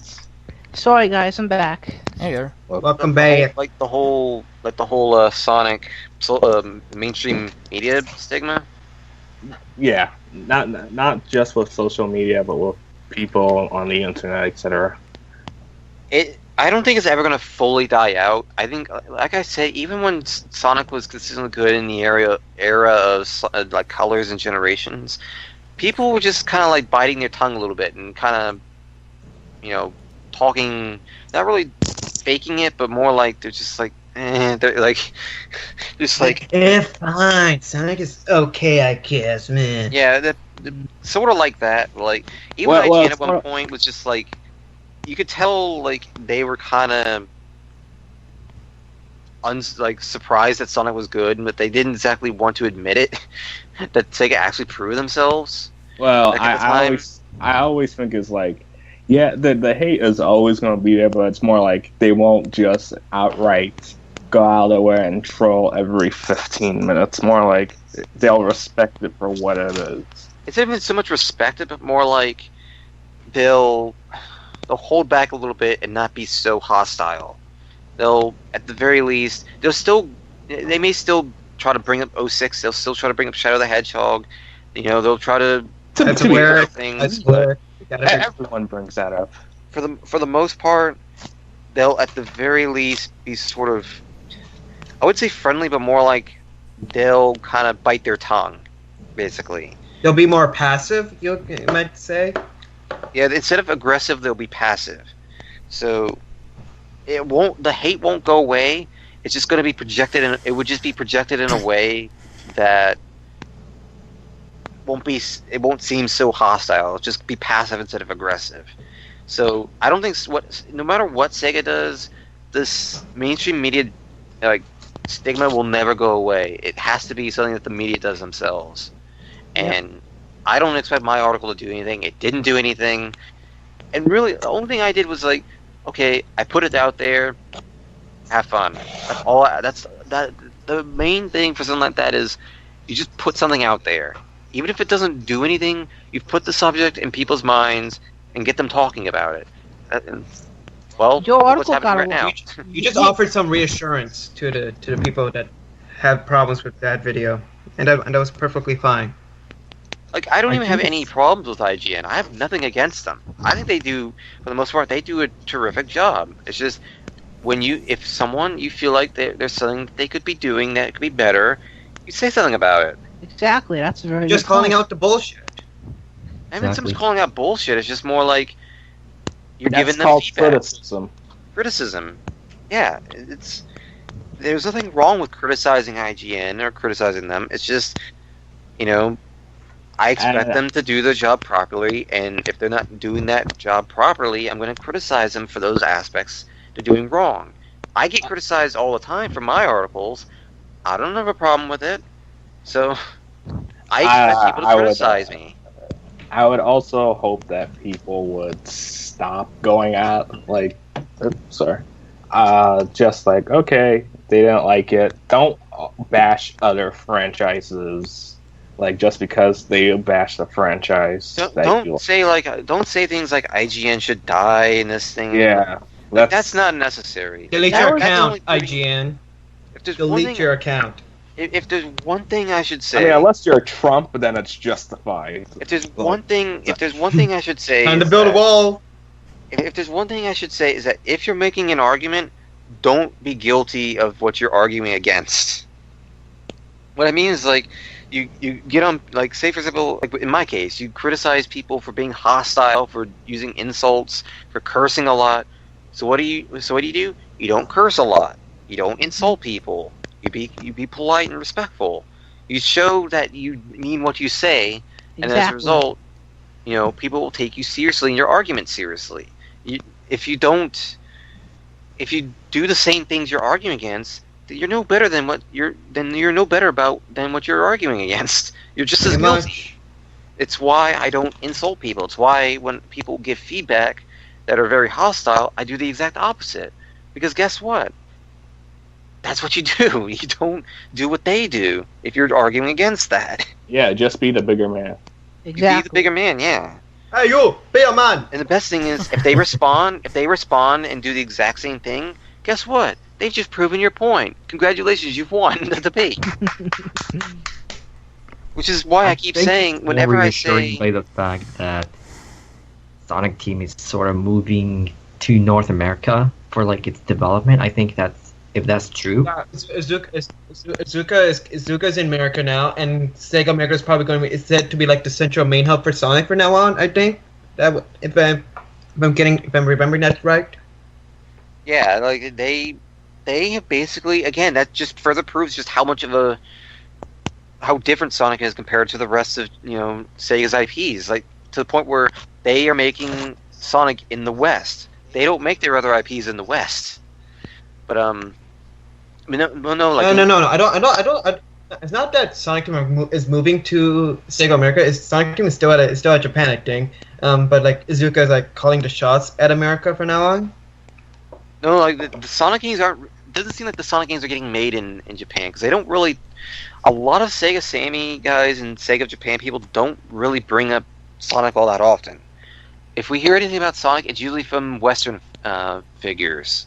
So it's. So wait. Is Sonic Team in Japan or in America? Sonic Team seems to be in America right now. I don't know about that because what happened. Suzuka is the head of Sonic Team, so. But like the thing is, like, Sega America isn't as big as it used to be. It's like a pretty small building. So like I don't see how like an entire development team would be inside Sega America. Well, to be fair, Sonic Team isn't exactly like 200, 300 people. I know, but still, it's like, I'm pretty sure there's and remember, Sega of America. The reason why it's small isn't just because of the restructuring and all that. But Sega of America doesn't exactly handle a lot of things. Sega, like Sega Japan handles like 90% of their work, and all that's in Japan. Sega America doesn't need to do a whole lot. Like all they need to do is post memes and Sonic. That's it. Like, that's really it. I mean, there's some localization. Memes, Sonic, and Big Fishing Adventure 3. I mean, there's some localization stuff and maybe a little bit of mobile work, but for the most part, they're just doing Sonic. That's pretty much it. So a lot of Sega of America's staff is probably for Sonic. I mean, I can't say that for sure because we don't know Sega's internal workings too well. I mean, we know basic stuff, like I said, because of Sega Sammy stuff and things that they've said in their research plans and official reports and stuff like that. But I highly doubt that Sega's this big central hub of a bunch of IPs and stuff like that. I think Sega of America is basically Sonic, some localization, mobile stuff, and that's it. That makes sense considering how Sega of Europe has issues with localization sometimes. I mean, hell, even Atlas and their other studios, the other studios that Sega has, they have their own studios. Atlas has their own place. Relic has their own place. So they don't even need to be brought in for Sega of America. They already everyone already has their own respective places. So really, Sega of America doesn't have to do a whole lot and have a whole lot of office space. So I get that's probably why they scaled down Sega of America like they did. It's not necessarily because Sega of America isn't making money, but it's also because of the fact that they don't need to rely on Sega of America as much for producing work. So yeah. So who's looking forward to Mania? I am. IGN Who isn't? Who really isn't? Me. IGN. Shut up, Donnie. But yeah, it's a quick throwaway. Sonic Mania is going to be without a doubt going to be a good game because we all trust Christian Whitehead and his team. It's going to be solid. It's just going to be a solid game. Taxman and Stove have proven that they can make good games. We've seen it before. It's just a matter now of what exactly is going to be the content. It's not necessarily that it's going to be bad or good, because we know, like I said, we know Taxman and Stuff. We know they know what they're doing. It's just a matter of we know what the content quality is going to be, but what is the content exactly? Well, I think longer the content, than generations. So I think with Sonic Mania, if you're talking Sonic Mania right now, I think it's gonna be evenly split between revisiting old content and a whole like classic Sonic games with the zones, because they said it's gonna be longer than Generations. We have a relatively large amount of development people working on it. We have Stealth's company working on this, Propaganda West working on this, Christian Whitehead working on this, and even some people from Sonic Team working on the game. So there's a lot of people working on this project at once, and with the idea of it being longer than Generations has me thinking, okay, Generations had 9 zones. Okay, so maybe this game will have 12 zones, because that's technically longer than Generations.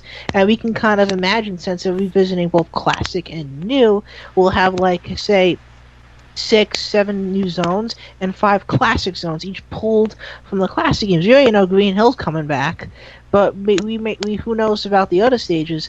Maybe we might see, Aquatic Ruin from Sonic 2. Maybe we'll see Ice Cap or Hydrosity from Sonic 3.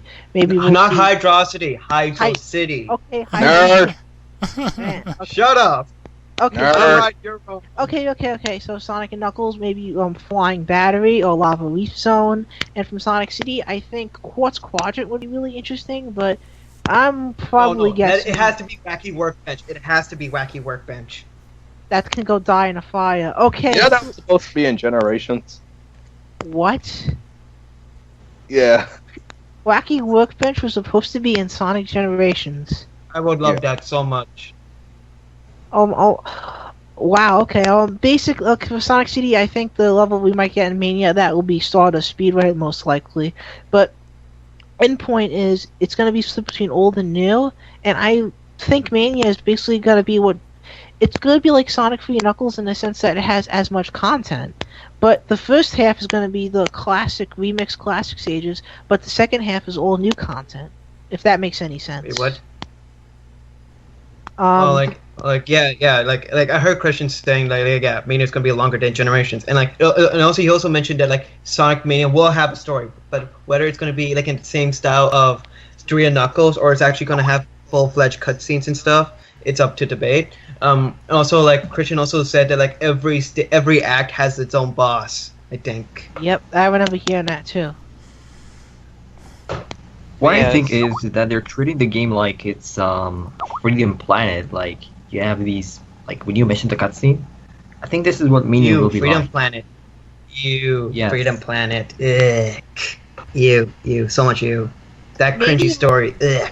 Maybe Mania story might work like how the Sonic before and after the sequel games worked, where it's like sprites being animated and used to make these really fun-looking cutscenes, and to keep within the style of classic Sonic, where the characters don't talk, there's no dialogue, that characters animate as sprite. That'll be a nice way to kind of touch on, like, Sonic 3 and Knuckles, the characters didn't talk, but there was a story being told. But, I don't know. Yeah, it's like I think when it comes to Sonic, Sega is very influenced by fans. They're also influenced by reviewers, which is why it may not seem like we should care. You know, we may say, oh, reviewers are irrelevant. You know, they don't matter. Well, they may not matter to us, but to Sega they do. So That's why Sonic had all these. That's why Sonic turned into a werewolf at Unleashed. That's why Sonic had power-ups in Sonic Colors. That's why Lost World tried to have a lot of Mario elements. And that's why Generations only had classic Sonic as a playable character. Everyone it's said. why Sonic has been it's been Sonic only for a lot of these main series games, because reviewers have had an influence on how Sega makes the quality of their Sonic games. Like, Exactly. reviewers have an influence. They, like I said, they're not relevant to us, but they've been very relevant to Sega. Yeah, and as a result, yep. we have to keep that in mind, that Yeah. we may not care about reviewers, and we may feel they're irrelevant, but clearly Sega does, and that's where the problem lies. Yeah, because when I write my reviews on FreeWire and send links to the reviews to the developers or publishers as a courtesy of respect and stuff, they respond back and they say thank you for the comments and that the feedback was helpful. They appreciate the reviews that we make. So I completely agree with you, Donnie. They have an impact on future games in a series or the next developer's project. Fans have had, no question, fans have had more of an influence on Sega's games than, you know, reviewers. Like, for example, Shadow the Hedgehog was solely because people wanted to see a Shadow game. Mm-hmm. You know, Sonic Colors was made solely because, well, people wanted to see Unleashed More without boost. the Werehog. More boost. Yeah, Even Unleashed though- without the Werehog. People wanted to see Generations because people at the time really wanted a proper classic game. They wanted to see classic gameplay again. You know, people Unleashed they brought back the comedy and stuff that we didn't see in, you know, games like Shadow and 06 because people wanted to see comedy Sonic games again. Well, Unleashed had kind of had a nice balance of its story, I think, between comedy and serious. But yeah, I agree. Yeah, like Sonic fans have had a heavy influence, and it goes all the way back for years. It's been a long, long time. Their fans have had a very significant involvement in what Sega does with their games. But people think that Sega doesn't listen to them. Like I made that one SSMB post not too long ago. Yeah, It just I remember listed that. like detail to detail about how fans wanted this and Sega then made this. Like Sega listens. It doesn't seem like it because just how inconsistent they've been with quality, but a lot of their ideas and concepts for games have been included because of feedback from fans. And Well, it's no different from this. Like in Restructure, this was something that fans wanted Sega to do. Just take a step back, take their time making games, and just focus on quality. And they're doing that. They're sticking to their guns. Papa bless the new Sega CEO. You're a beautiful man, whoever you are. What was his name? Harumi Saotome or something? Something like that, yeah. And like the 2017 Sonic project, it's actually looking like it may take a more serious route, which is something I wanted for quite a long time. I mean, I love the silly stuff. Like, I mean, I'm a big fan of Sonic Boom, but like, you know, Modern Sonic should be at least a tad bit more serious. Lost World had that in stitches, but I think Project 2017 is going to be a bit more serious than Lost World. Possibly. Yeah, and something seems like a growing number of fans want the Sonic, the writing of previous Sonic games where there's a lot more comedy and I guess add to them. They want to see a little bit more seriousness. They want to see better writing, stuff like that. And it seems like Sega may be doing that very thing if the Sonic 2017 trailer is anything to go by. We don't know for sure because we don't know the writing just yet. We don't know anything about Project 2017. All we know is that Classic Sonic is back. Classic Sonic is back. They made the trailer very, very serious and dark sounding. I wonder what the whole thing with the 2017 game is, because I have a feeling it's going to be structured like Sonic Unleashed, but replace the Werehog with Classic Sonic and have that same scale of story, presentation, world building, and so on and so forth, but just with Classic Sonic being the secondary gameplay style, so you can extend the game length a long time, but it's going to be with a gameplay style people like. But again, we don't know if Classic Sonic will play like Classic Sonic, but maybe something else. We don't know anything about the 2017 game outside maybe guesses and stuff. Something I did notice is that Classic Sonic's spine seemed a bit longer, and B, it seemed like at one point Classic Sonic actually did a homing attack, which tells me that he may and he might have even did a boost too. Yeah. I mean, it could be possible that he learned those from his experiences in Generations, and now we're going to be able to have those abilities and be able to play as Classic Sonic in maybe 3D platforming. But I wonder how that would work when we have the two Sonics. What's going to be the thing that separates them? I swear, if Modern Sonic doesn't have parkour, I'm going to rage. I'm going to rage so bad. Parkour is too good. It needs to stay. Like, it's going to be a matter of just what Sega's aiming and what fan feedback they listen to. That's what it's going to come down to. People still I think the people that don't like the fact that Classic Sonic's here, I don't think they realize that there's still a huge amount of people that actually love Classic Sonic. It's not just the people of Classic Sonic, it's that Classic Sonic. I've noticed this when I wrote the retrospectives on the Sonic series. The Classic Sonic posts I did, they got the most attention compared to the Dreamcast and the Modern Era post. Classic Sonic is more popular. And it's in better quality. I mean, you can't argue the trilogy games. They were great. Even if you didn't like them, you can't argue about the fact that a lot of people do them. Yeah. But here's the thing. I think I get where all the arguments are coming from, because a lot of people are complaining like they're not saying when people got disappointed when they saw Classic Sonic. It's not that like, oh my god, Classic Sonic, what the fuck, Sega? It's like, no, it's that like they want to see Modern Sonic stand on his own and not have to rely on Classic Sonic to make a good game. Mm-hmm. It's not the whole thing of relying too much on Classic Sonic. I have this belief that Classic Sonic is there to extend the gameplay length, because if they're gonna make this game on the scale of like Sonic Unleashed, it's gonna be very expensive to take modern Sonic's levels. So if you're gonna, in order to have a game that's long enough to carry a big epic story like the trailer indicates, you're gonna need a second gameplay style to make the game longer. That's what Azuka outright said when they made the Werehog. We made it to extend gameplay length. So what I think we're gonna be seeing with Classic Sonic is he's in the game. It's gonna be like Generations. Maybe the momentum and the physics. Correction. A little bit more. on point in comparison to how he is in Mania and stuff. But Classic Sonic, they're not just. I'm sorry to cut you off, but I'll finish my comments very soon, man.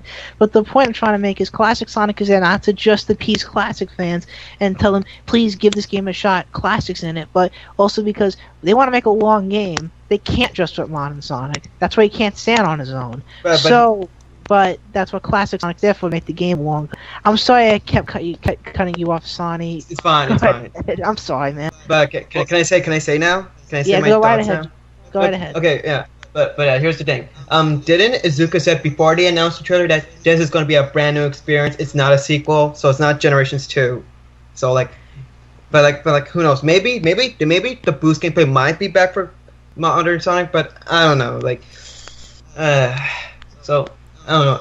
And also to join the Resistance tagline. That could give some. I mean, this is all up in the air, but it could implement that Classic Sonic isn't the only other playable character you can play as. But again, it's all in the air. There's nothing concrete or anything. So we'll just have to wait and see. We have to play the winning game for at least another year. Yeah. See, Montreal, do you want to give any comments regarding the 2017 game? Well, I think it will be most likely a reflection of what the team learned in Unleashed Generations and Lost World, in addition with the classic games. I think it's reflecting what the team wants to do for a new style of gameplay, but thinking, oh, what if we did a Generations 2, but we would not do it as a sequel? I think this is what basically it is. Yeah, I think so too. In terms of the whole Modern Sonic standing out issue, here's the thing. One, the way Sega was promoting this game and teasing it during the party before we saw the trailer, how they were saying for modern fans, we have something for you too, implying that this game is going to be a modern game, not Classic Sonic, but a modern game, meaning modern gameplay is probably going to be the focus of this, not classic the boost gameplay. formula. 2, classic gameplay works. Exactly. That's the thing. It's it may not be necessarily. It's not necessarily that Modern Sonic doesn't Modern Sonic can't stand alone. It's more like Sega is playing it safe and sticking to something that they know works. Modern Sonic obviously hasn't been able to work. Sonic Lost World showed that Modern Sonic is still an experimental thing. It's still up in the air. It's still questionable. And yeah, you can argue, well, Sega can do that, but that's not the point.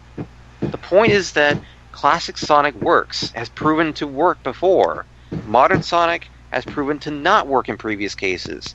So what's Sega going to do? They're going to turn to something that does work because, well, they need to make sure they don't have a disaster again.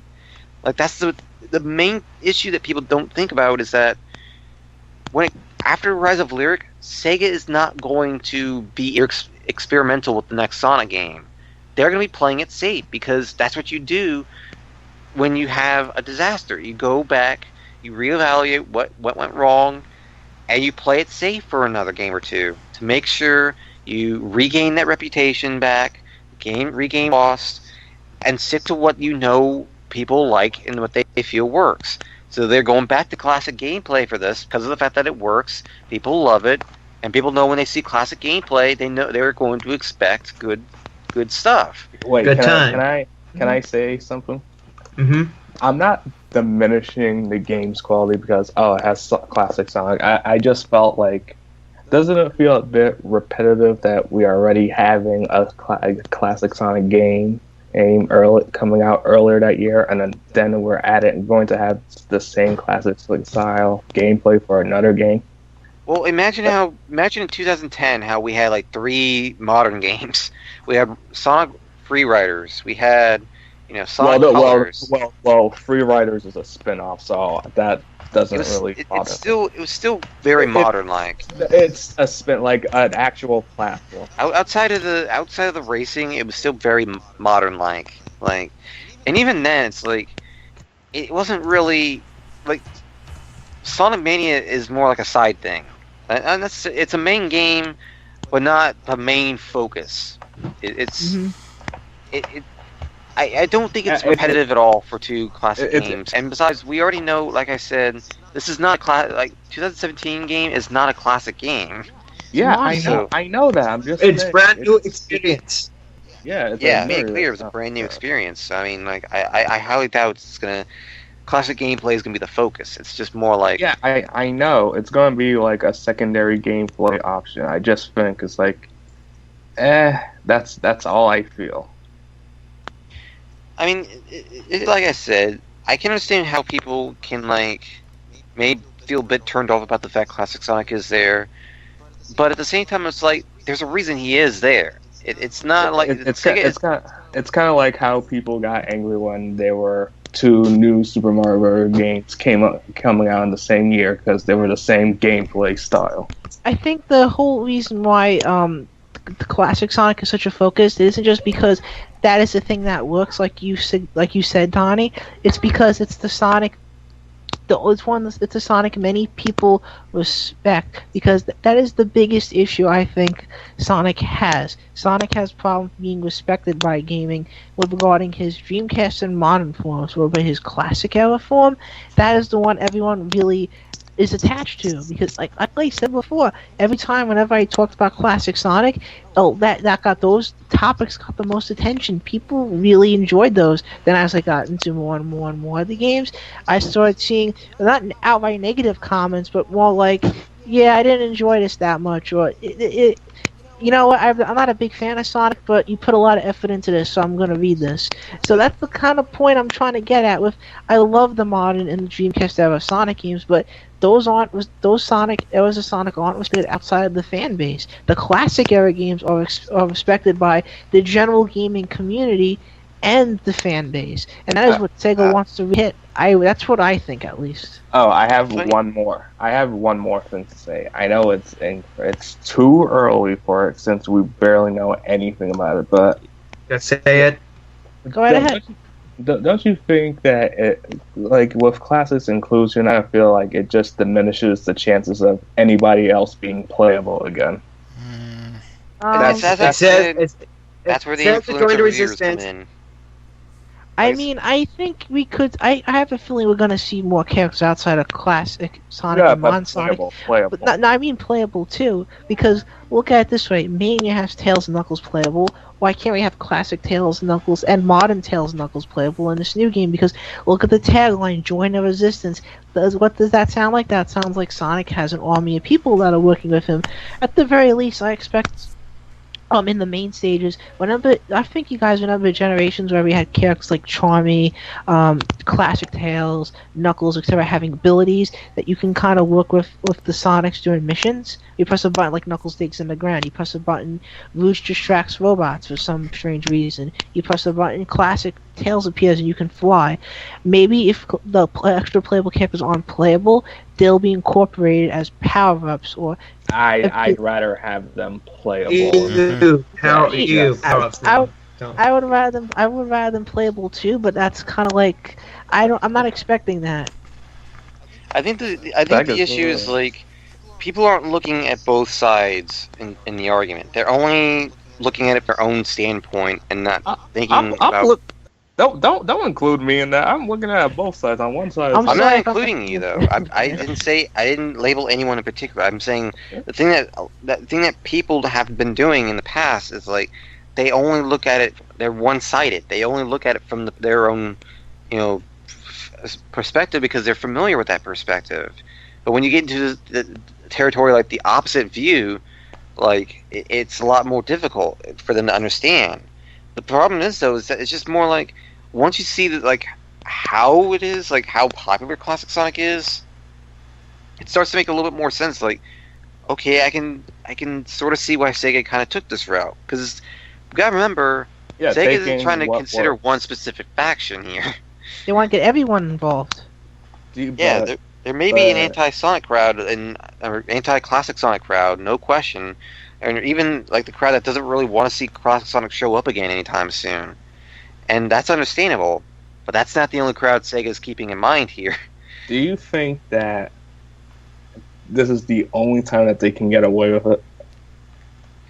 The simple reason why they're getting away with Classic Sonic isn't just because of it's the fact that he works and stuff like that, but really, people just want to see reassurance that Sega's listening.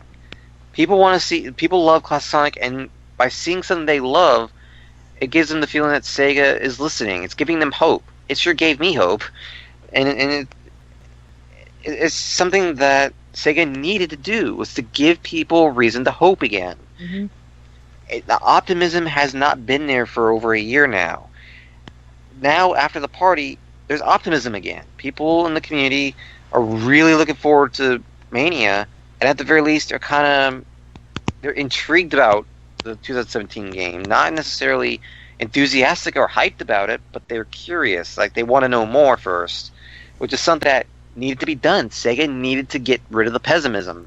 It's still somewhat there. It's still there.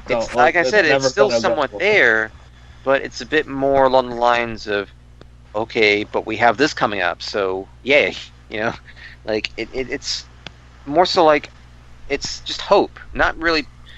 It's still negative, but at the very least, people are having a little bit more hope now about what the future is holding, And I completely agree with you, because the moment I looked on NeoGAF when the whole Sonic Mania thing was announced, I noticed the Sonic Mania thread got the most attention in comparison to the 2017 thread, and compared to that one, the Sonic Mania one got almost universally positive reception. Where the 2017 one, everyone was like, "Oh, too serious. Oh, wonder what this is going to be like." So I completely agree with you. People needed to see a classic Sonic game, something that would really impress people, which is what Mania did, to ignite excitement in the Sonic series again. Because even though Sonic Team really had no part in Sonic Boom, that was basically another Sonic 06. And let me put this into perspective from TSSZ polls, because the TSSZ polls speak for themselves. It's just how much of a complete 180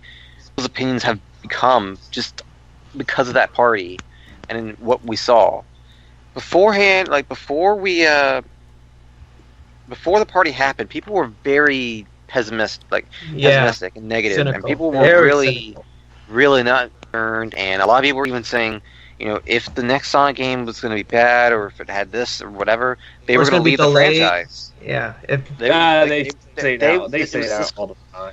Well, I know, but you saw a lot of this. This wasn't like a fan or two. This was a lot of people saying this. However, now after the party has happened, I'm looking at the current poll results right now. 78% say they feel like Sonic's current state after the Sonic 25th party is looking better.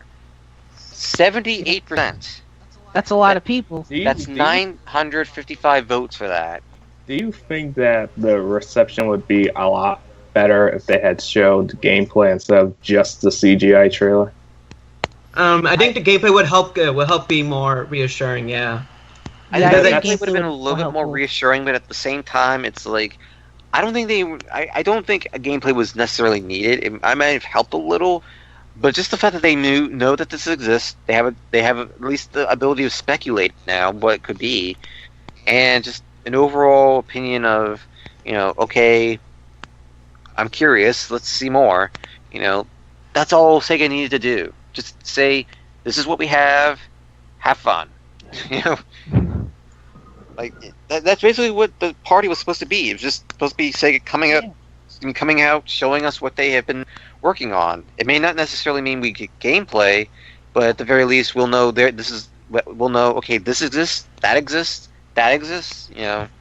And that's all they need to do is just break the silence. They need to tell people, look, Sonic. We know Sonic Boom, you had problems, but look at this, guys. We have 2 games coming up. Hope you look forward to them. That's what Sega really needed with Sonic, because people they didn't really know what the future of Sonic held, and they kind of had a very sour outlook on the franchise for a long time.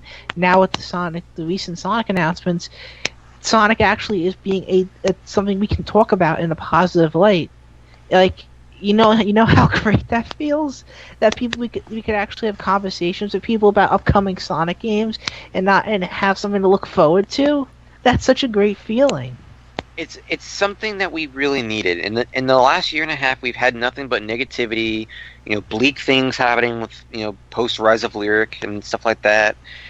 And now after the party, it's like, here's ammo to point to. for hope and optimism again, especially hope. And it's something that, like I said, we needed. I said this at my end of year article on TSSZ late last year. This is the main thing Sega needed to do, was to give hope again. Because we didn't have any of it. We didn't have anything to rely on. I mean, I don't think any of us expected that it would take this long for us to get the hope this year, but we did eventually get it, and that's what matters. I agree. I'm interested in the game. Again, this is not the game's fault. It's just a problem I have with stuff like E3 in general. That All right, we have a game, just CG only, but it's kind of like I'm interested, but at the same time, I want to see a little bit more before I get excited or optimistic. But considering how well they've kept this game a secret and how confident they seem to be, I think that it might be good. Sega has definitely gone all out to make sure that these games don't get leaked. And it's actually very impressive that we didn't even get a domain registration. I know, right? all. That's insane. That was nuts.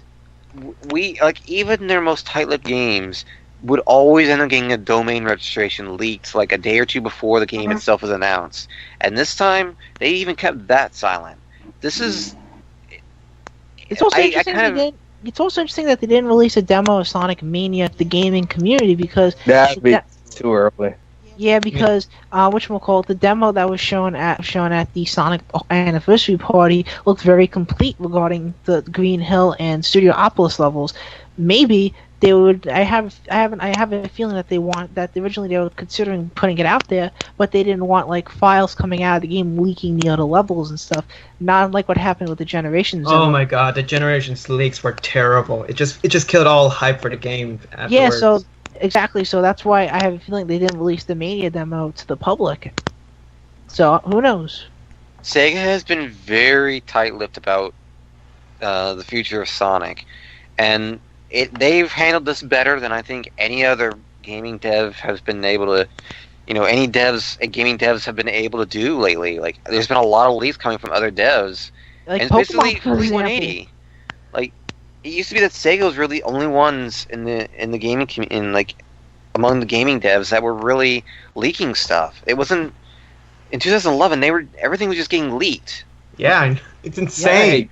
And then meanwhile, everyone else didn't seem to be leaking that much. I mean, we might have gotten a pre-E3 leak about an announcement, but outside of that, games didn't really get leaked all that often. It was just really Sega that was having that problem. Now it's the complete opposite. We see Nintendo stuff being leaked out, Sony and old stuff from Sony and Microsoft regarding the system. It's weird. This might sound rude, but it's something I read. Someone pointed out on Twitter. Ever since Iwata unfortunately passed away, Nintendo stuff have been leaking like crazy. I don't know if that's related or not. I think it's coincidence. It's just a use a game theory. I think it's only more recently that Nintendo has issues with leaks because recently so much Pokemon news came out regarding the evolutions and stuff and Aloha forms for the different Pokemon. Yeah, I mean, the trailer leaked yesterday.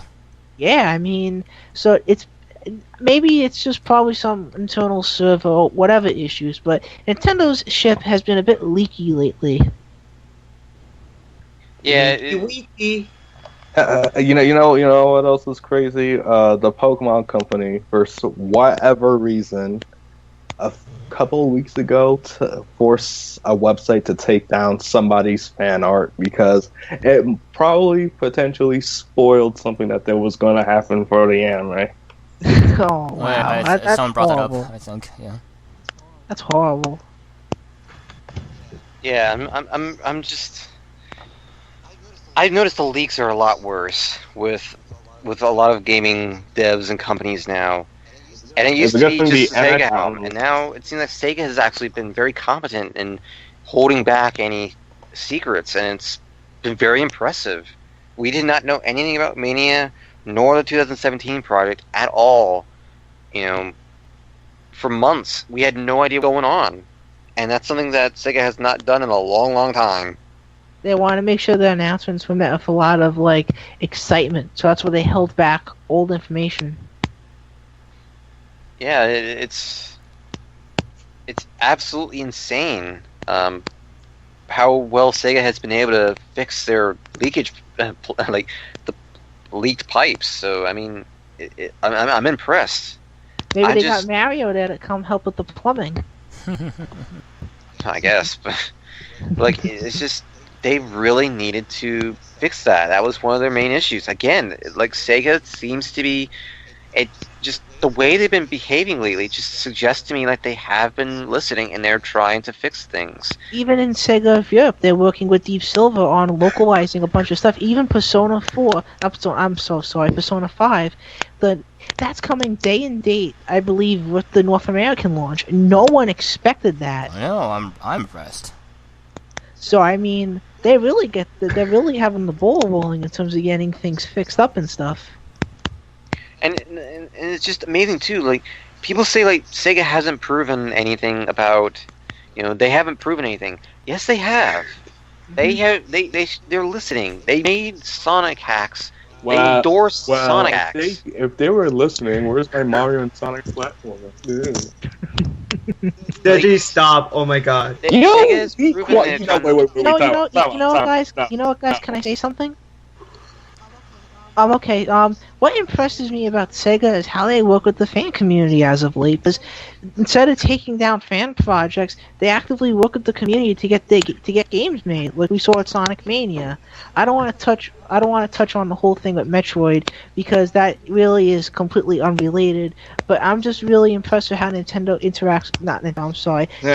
interacts with the fan community regarding projects, like actively hiring people in the Sonic fan community to make games and remasters of classic Sonic titles. So, I mean, they really deserve respect for working with the community, personal opinion. Yeah, Sega has done much of a better job with handling things now than they were 5 years ago in terms of Sonic, and it seems like they're proving themselves, and it may seem that people don't feel that way because they've been quiet, but there have been signs there. Like, for example, like I said, Sega endorsing hacks and ROMs. Something that none of us ever imagined would happen. That was such a surprise to see that announced. I didn't expect that at all. And they're even listening to the localization. They've been gradually picking up with localizing games now over here. Something that, again, was also a problem that people had. And I'm surprised we were able to even get the 7th Dragon game. Mm-hmm. I mean, Hero, if Sega didn't fix that up, you would never have found a fun RPG to play. True. So I mean, Sega actually is getting better, and it's really nice to see all signs pointing toward that, leading to a really good 2017 for the company. Mm-hmm. 2017 is going to be a crazy year for Sonic. Probably the craziest. Don't jinx it. I'm not saying crazy as in quality. I'm saying crazy as in activity. Don't jinx it. Yeah, you jinxed it. I'm not jinxing it though. I'm saying you're jinxing it by saying don't jinxing it. So you're part of the problem. But I'm not talking about quality. I'm talking about activity. It's going to be very busy next year in terms of news. Yeah, I'm looking forward to. I have a feeling we might get another Sonic announcement. I think next year, maybe a classic collection or something for, or maybe like a remaster of the adventure games. Because that would be really interesting to see come to consoles, because out of all the Sonic communities, that is the only fan base that really didn't get anything as of. And they better deserve it. What? What? I don't know what you're talking about. No, I'm talking about like the Sonic Adventure games, the first two adventures. I think that would be great to see those come to the current gen systems next year, in HE remasters or something, because out of all the three fan bases, they didn't really get anything from the Sonic party outside of the Sonic Adventure 3 being considered. Well, it's not like Sonic the Adventure fans want like a game that's exactly like Sonic Adventure. They just want some of the elements returning. Like we just kind of like what Project 2015 is. Yeah, it's probably appealing to. It's like Project 2015 is going to be the game that's going to unify modern and adventure fans. Possibly, maybe. Don't hold me out on that. Wait, don't they technically treat the adventure series to be part of the modern series? Yeah, that's a thing. Yeah, the adventure is part of the modern series. That's a good point.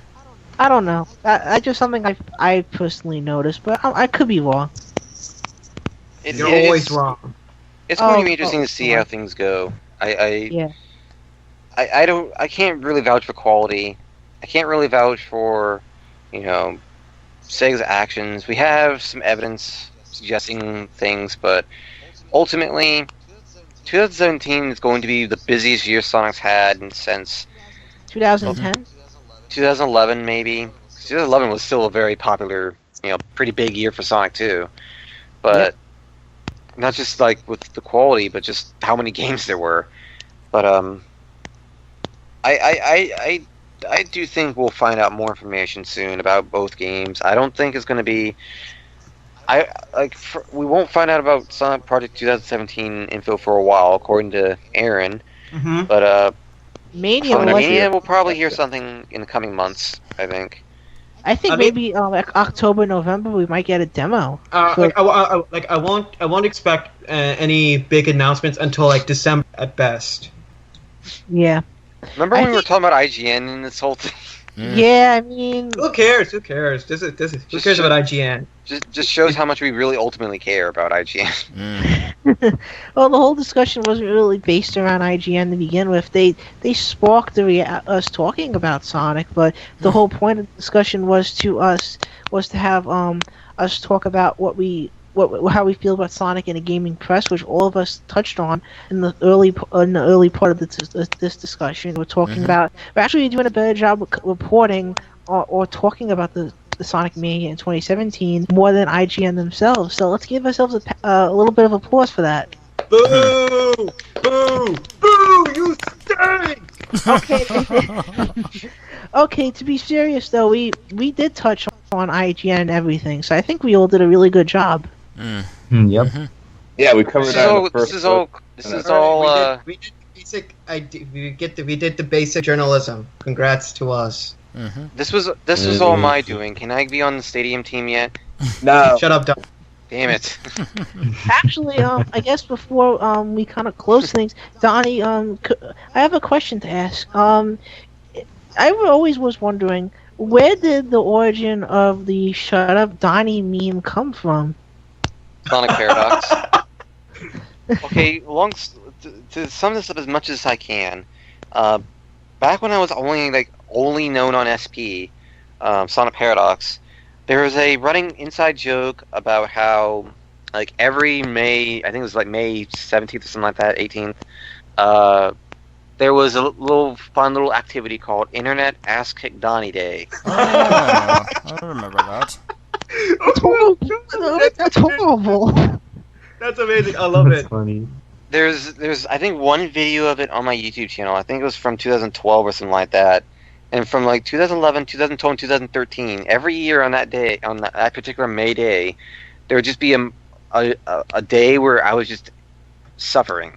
They would just make me play stupid crap, make me do scare games, screen jump games, and just stupid overall stuff to just make me suffer, basically. Quote unquote suffer. It was all in good taste though.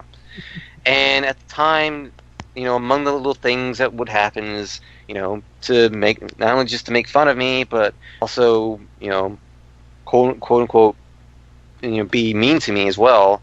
And among those things was "Shut Up, Donnie."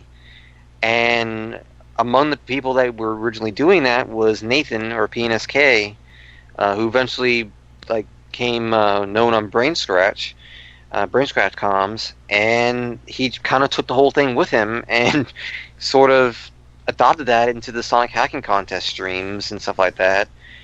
And that is kind of his doing that made it branch the whole "Shut Up, Donnie" thing out of SP and into the mainstream Sonic community, I guess. So what you're saying is it's all Nathan's fault. It is, and considering Internet Ask It Donnie Day was kind of his idea. All right, His I have inspiration in the first place.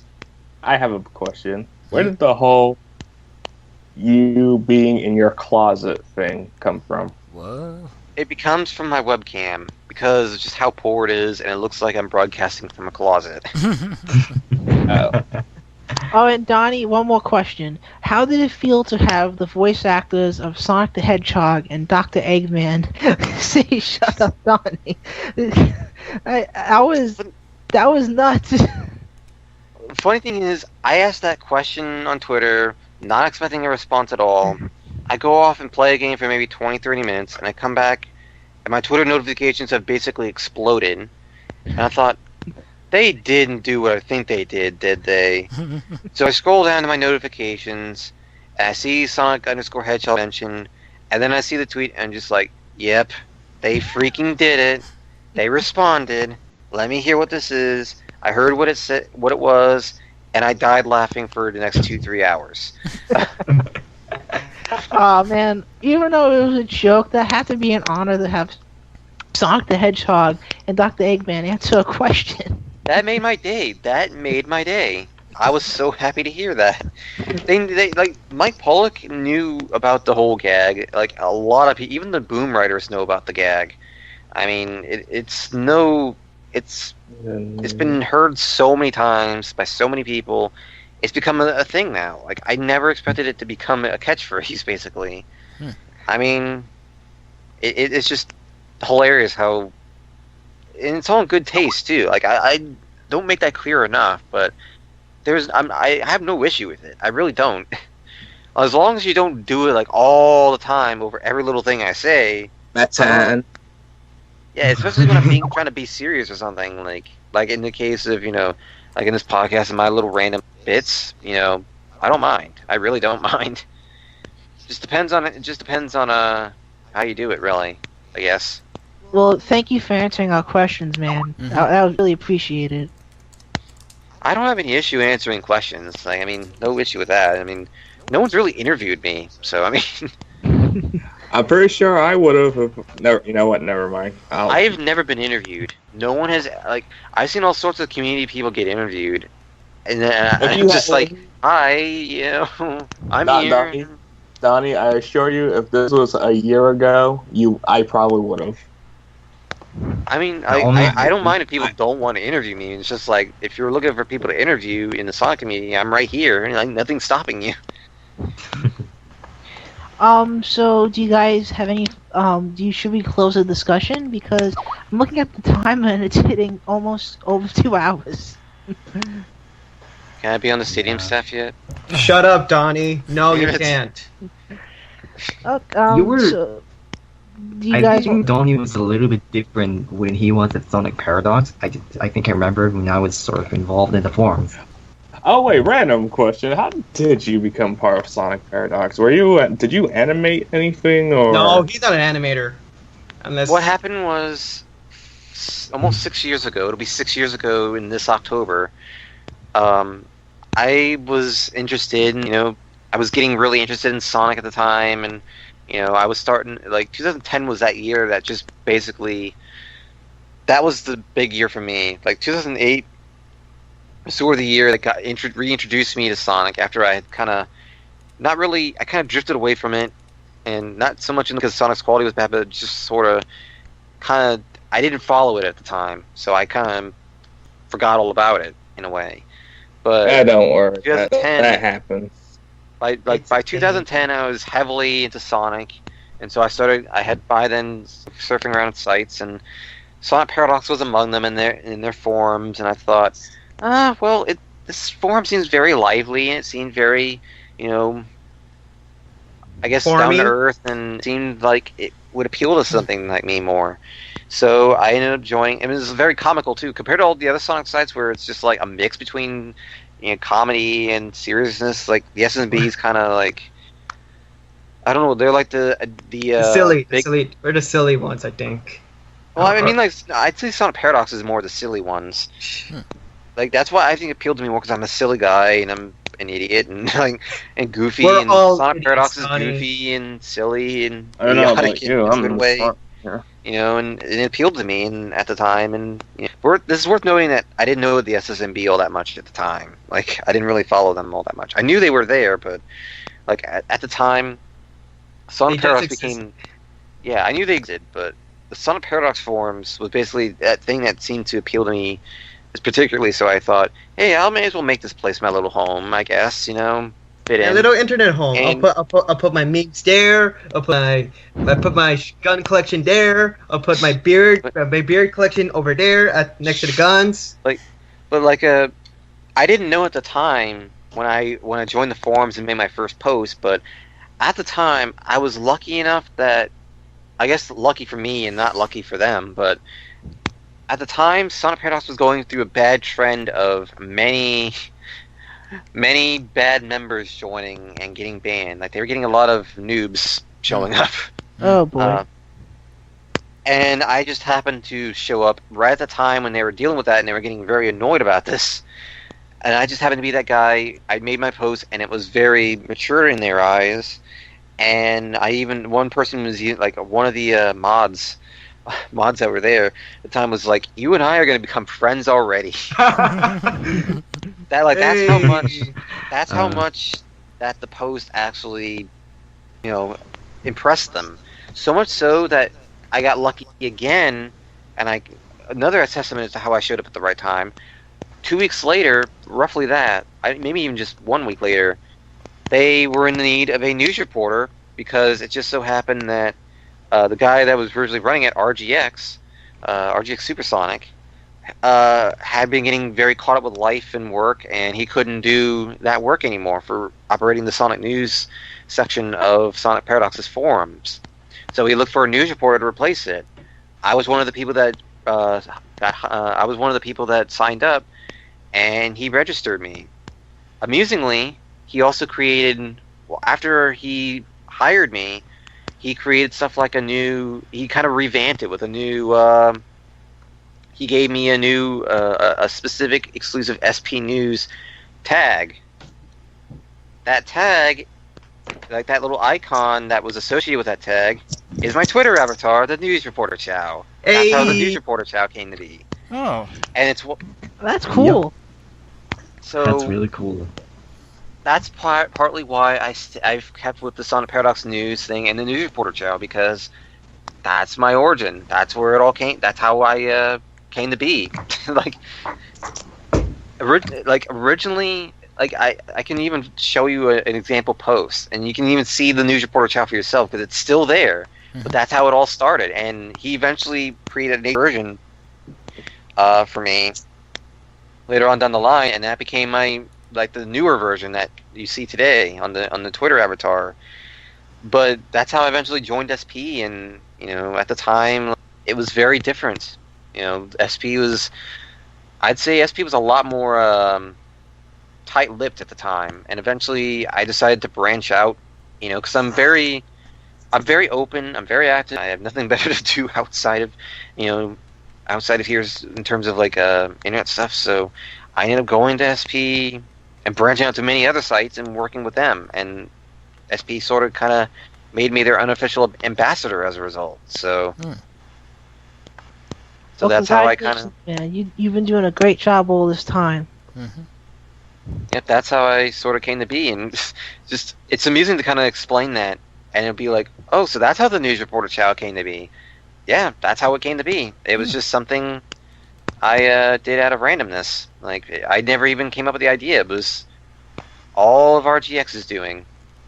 He was the one that hired me. He's the one that created the Chow. As a matter of fact, let me show the post. I can show the post right now. Show it, Donnie. Our little conversation. You guys can see the News Reporter Chow. No, not the audience. Not the audience, because can't see. I know. I mean you guys, but I can show you an example post. I can always look at Example post. If I Don't. can actually link it right. Don't. Heroes, don't. Public. No, I mean I can put it in the YouTube video description if you want. I don't mind. It's a public post. So, I mean, and look in there, and you can see right there SP News underneath my name, and it just so happened there's the News Reporter Chow. Hooray. That's how it all started. That's where I got the Chow from. Well, was unfortunately, a year I ago. get a DNS resolution error when I clicked on it. You sure you linked Congrats. it? Really? Yeah, I'm looking at it right now. I see the DNS error. Where Oh, do you man. send the link to? I'm on the Skype chat and I can't find it. Can you put it- Is that the Skype chat? Oh, yeah. Oh my gosh. Oh wait. Oh, yeah, I think I found see it. what the issue is. Yeah, take out the www. God damn it. I didn't know that. Oh, I didn't know that the link was that. Ah, Oh, There oh you my go. god. Try that. Oh, here we go. It's It's- loading. It's so Sonic Paradox turns so- 10. Yep, that was one of my articles. so wait, Right. this is like your first post as SP as like a news reporter? No, this was my first post was actually like years ago in 2010, back when I was covering colors. This was one of my recent ones though. It was easier to find, so I linked it to it. It just does show that hey, there's the news reporter Chow, and that's how it all started. Oh hey, Sega Shorts. When's that Yep. coming out? Eventually, I know. Oh, like, just like how Misadventures is coming out eventually. Shoutouts to Sonic Pox. see, here's the thing though. When I say eventually, you know what's going to happen though. Wait. No, but- It'll come out as soon as I finally upload a review. You make reviews? I have scripts for 2, but recording your voice is so tiring. Fun fact: the whole what was I gonna say? The whole concept of me like knowing that TSSZ and all they do kind of started at SP, like following my. It was because of SP that I sort of found my niche and figured out, okay, I need to Niche. do this niche, and you know what I mean. You know, I No, sort I of I don't. found out my kind of figured things out and went from there. So I mean, it was basically that time where I could experiment and kind of find what I'm good at and stuff like that, and just blew up from there, really. So, like, there's a lot of things that people don't like. People don't ask me that stuff often. It's just, there you go. Now you know. Glad I asked. Now you know. Thanks. Now Thank you you know. for And answering knowing our is half the questions. battle. Mm-hmm. Transformers. Donnie, thank you for answering our questions. It's been really fun listening to the answers. Mm-hmm. Mm-hmm. It's People- not. It wasn't for me because I'm too predictable. Just stop. You can't make me. I'm Not the everything needs to be a meaniest thing joke. alive. Come on. Whee! The funny thing is, like, my association with like people like AUK and Last Minute Continue probably wouldn't have started if I hadn't have sent tips. Like, that's how my name, like, people knew of SSF1991. Although back then people still knew me as Sonic Sega Fan 1991 because that's the long version of it. Hmm. But people don't yeah. like yeah. SSF1991 actually stands for something. Hmm. I just dropped what it stood for in terms of like the actual name. Started just saying SSF1991 because Sonic Sega Fan 1991 sucks as a name. Well, So it's better. Well, SSF could have sounded better if it's named Sammy Sonic Fan. God, why? You owe me a Steam game for that, Joe. Shut You know up, that. Donnie! Shut up! I'll get to it when I get to it. Wait. How come you've never given me a Steam game? Because I don't have you on Steam, Deji. I gave you my Steam. Where? I don't see it. Do I have to do the same thing to Matt and demand you buy me Stanley Parable now? Even though I already have the game. No, I'll just give you more pop. No, I don't want more Hoonie Pops. I don't want more Hoonies. I have enough Hoonies, okay? I got you all the hoodies. My name is Donnie, not Hoonie, alright? Let's be real. Shut up, Hoodie. Houdini? Oh boy. All right. We're already nearing the 2.5 hour mark. Should we sign off? This is I my fault. think we can kind of share closing thoughts if everyone's finished discussing. What is there to discuss? Not really much. Well, we just... I guess we could go for like a 30-hour rant why Donnie is wrong in every sense of the word. But that's, I mean, that's a lot of people have done that. I mean, I've seen essays made about how I was wrong, like one on DeviantArt the other day. So. Charcoal. Oh boy. And that's sort your of first overwhelming going to knowing DV. that you're being talked about on the internet, actually. I mean, It's I knew I was overwhelming. being talked about on the internet. I don't think as much as people realize. Like, the only reason why people are talking about it is because of an article. And as soon as that article's gone and it's died out, people were going to forget all about me. Like it's no big deal, really. So Yeah. Alright, nice memes. Okay. Yeah, now Sonic, buy me a game, damn it. I'm not Sonic! I didn't say Sonic, I said Sonic. It's not Soni, it's Soni! There's an E. You can say it with an E in it. That's how you say it. God damn it. If you don't want to go with that name, just go with my real name. Nathan. Go with Nathan. Let's go with that. Cool? And it sounds like Nathan, and it sounds too similar, and I get confused. Oh yeah, okay. Who cares? Who cares? I could be the host Nathan as well. Okay. I'm not gonna be like that one guy and just call you Steve. Eh? Like I want to call me Steve. I don't care. Just don't call me Soni. Well, but I want to say that there's two of you. How else are you gonna get shipped? Soni? Care? So one of you is Soni, and two of you is Soni. It's like a pack. So Sonami? Or Sonami? I'm shipped with so many people. I'm shipped with the Sonic Adventure 3 Facebook page. I'm shipped with bounce pads. I'm shipped with with many other people. I don't want to disclose the information because it's too personal. For personal reasons. Yeah, let's go with that. Oh boy. Alright. Well, So anyway, Sonic is good. Yeah, that's it. Sonic's awesome. Yeah, But I'm more to Sonic is for next okay. year. But Sonic Boom is garbage because Deji said so.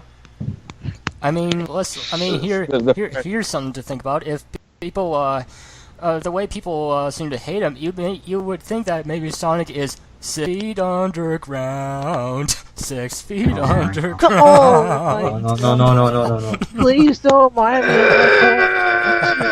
That joke was so bad. I want to kill myself. You get credit Joel from Vine Sauce for that. That was funny. You're not funny and I'm not funny. Anyways, should I do the sign-off process? Sure, go ahead. List the sponsors first. Let's just end this train wreck while we still can. All right.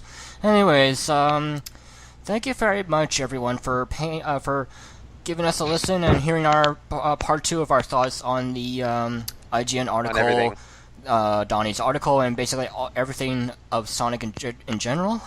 This is Hero of Legend signing off, and RK.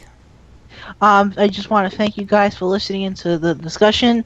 I want to thank you, Donnie, for being nice enough to pop up in this discussion. It was great hearing answers that many of us had questions about.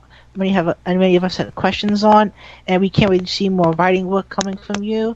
And let's all have a fantastic day, and let's keep on enjoying the Sonic series. Dejimon? And I'd like to say thank you for having me here and tolerating my randomness and rambling. Did you just say thank you? I've heard that also. Oh boy. Well, no problem, man. It was a lot of fun having you with us. I have speech problems. I have speech problems. That's my excuse. Sony?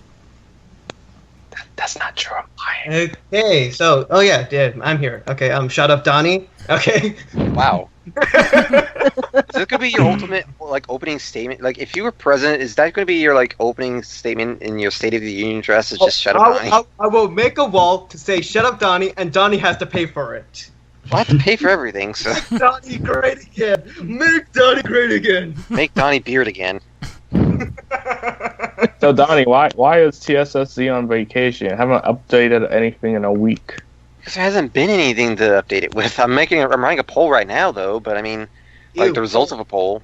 But outside of that, the Sonic news has kind of died back down again. Mm-hmm. I mean, Sega likes to do Sonic news in spurts, so. Mm-hmm. Oh yeah, I'm here. Okay, so let me do my sign up thing. Okay, yeah. Okay, this is your boy Soni doing again with the ship posting, the memes, the bounce pads, the shippings, the more high quality rants on Adventure 3, and of course shutting up Donnie because that's what I'm here for. Okay, yeah, bye. All right, Motwera, I should say. Motwera. Well, thank you guys for taking a listen to me and a few things that I had to just say. If you have any question, you could just talk to me on Twitter. Mm-hmm. And otherwise, I'm pretty good with Sonic. Mm-hmm. So thank you for having me in this podcast. And finally, Donnie? The sexiest man alive. Why are you people still watching this 2 hours later? Go away. No, Dude, people listen to the E3 videos of Brain Scratch, which are like 6 hours long. I'm used to being in podcasts this long. It's fine, whatever. But like, You're a podcast. I mean, wow. I as a audio mother of 6 podcast shows, I am offended by this. No, seriously though, I mean, I don't mind. Like, I'm really glad.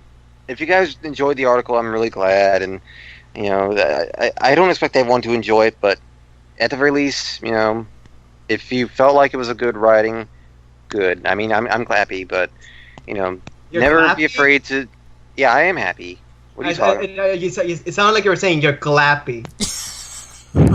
Yeah, I'm glad. I'm glad that I'm happy. There you go. That's what I meant. You know, we just came up with, guys. We came up with a new word. Let's try. Hashtag glappy. Make glappy great again. Make Glappy glap again. Glappy. on. Glappy. You know, baby. this is Glap gonna on. blast. Glappy Bird. No, Glappy Bird. No. What about glappy big? Glappy Glapping big. is a state of art, not a state of memes. Okay, there's a difference here. Shut up, Donnie. Seriously, you're killing my jokes here. They weren't Yeah, I'm a funny murderer of jokes. jokes. That's the thing, because my jokes murder your jokes. Meanwhile, you still can't. Ooh. You could even say this is all just a bunch of killing jokes. Oh! That movie sucks. Okay, I didn't now, even get now, the now I have the sudden tendency to have sex with Batgirl for some reason. I don't know why. Oh man, I heard so many mixed things about that. Oh yeah, remember we sign up for Donnie? Yeah, let's do that. Yeah, I was saying like thanks for. I'm glad you guys. Thanks for having me on, and hope you guys enjoyed the podcast and did enjoy the article. And if you didn't, Screw you. well, not really screw you, but like I hope that I can improve upon that, and maybe you'll be a little bit more pleased with my work. Mm-hmm. I mean, like I said, you know, can't please everyone.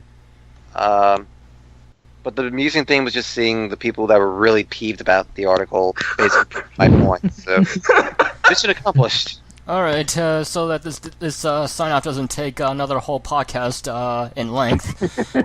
This is Hero of Legend sign off saying, "Shut up, Donnie." Shut up, Donnie! Remember when you say you didn't want to do that? Well, never shut up, Donnie. Okay, fine, yeah, hashtag never shut up, Donnie. End it. I decided Shut to make an exception. Anyways, thank you all so much for joining me and I guess RK64. You're sort of like my co-pilot. Glad I was able to help out now. Yeah, you've helped do the recruiting process, and I really appreciate it. No problem, man. This was a great day, and a close day for me personally. Mm-hmm. So all right, now about do it. Say goodbye, everyone. Bye. Bye, guys. Bye, Donnie. Bye. Bye, Welcome. Donnie. I love Bye, you. Marry me. Let me have my Okay, this is kids. getting weird. Show. Wait a Okay. second. All right. All right. Okay, bye, everyone. Have a great night. All right. Fuck you. All right. Shut up, Donnie. Shut up. Oh, man. Shut up, all of you. Take care, everyone.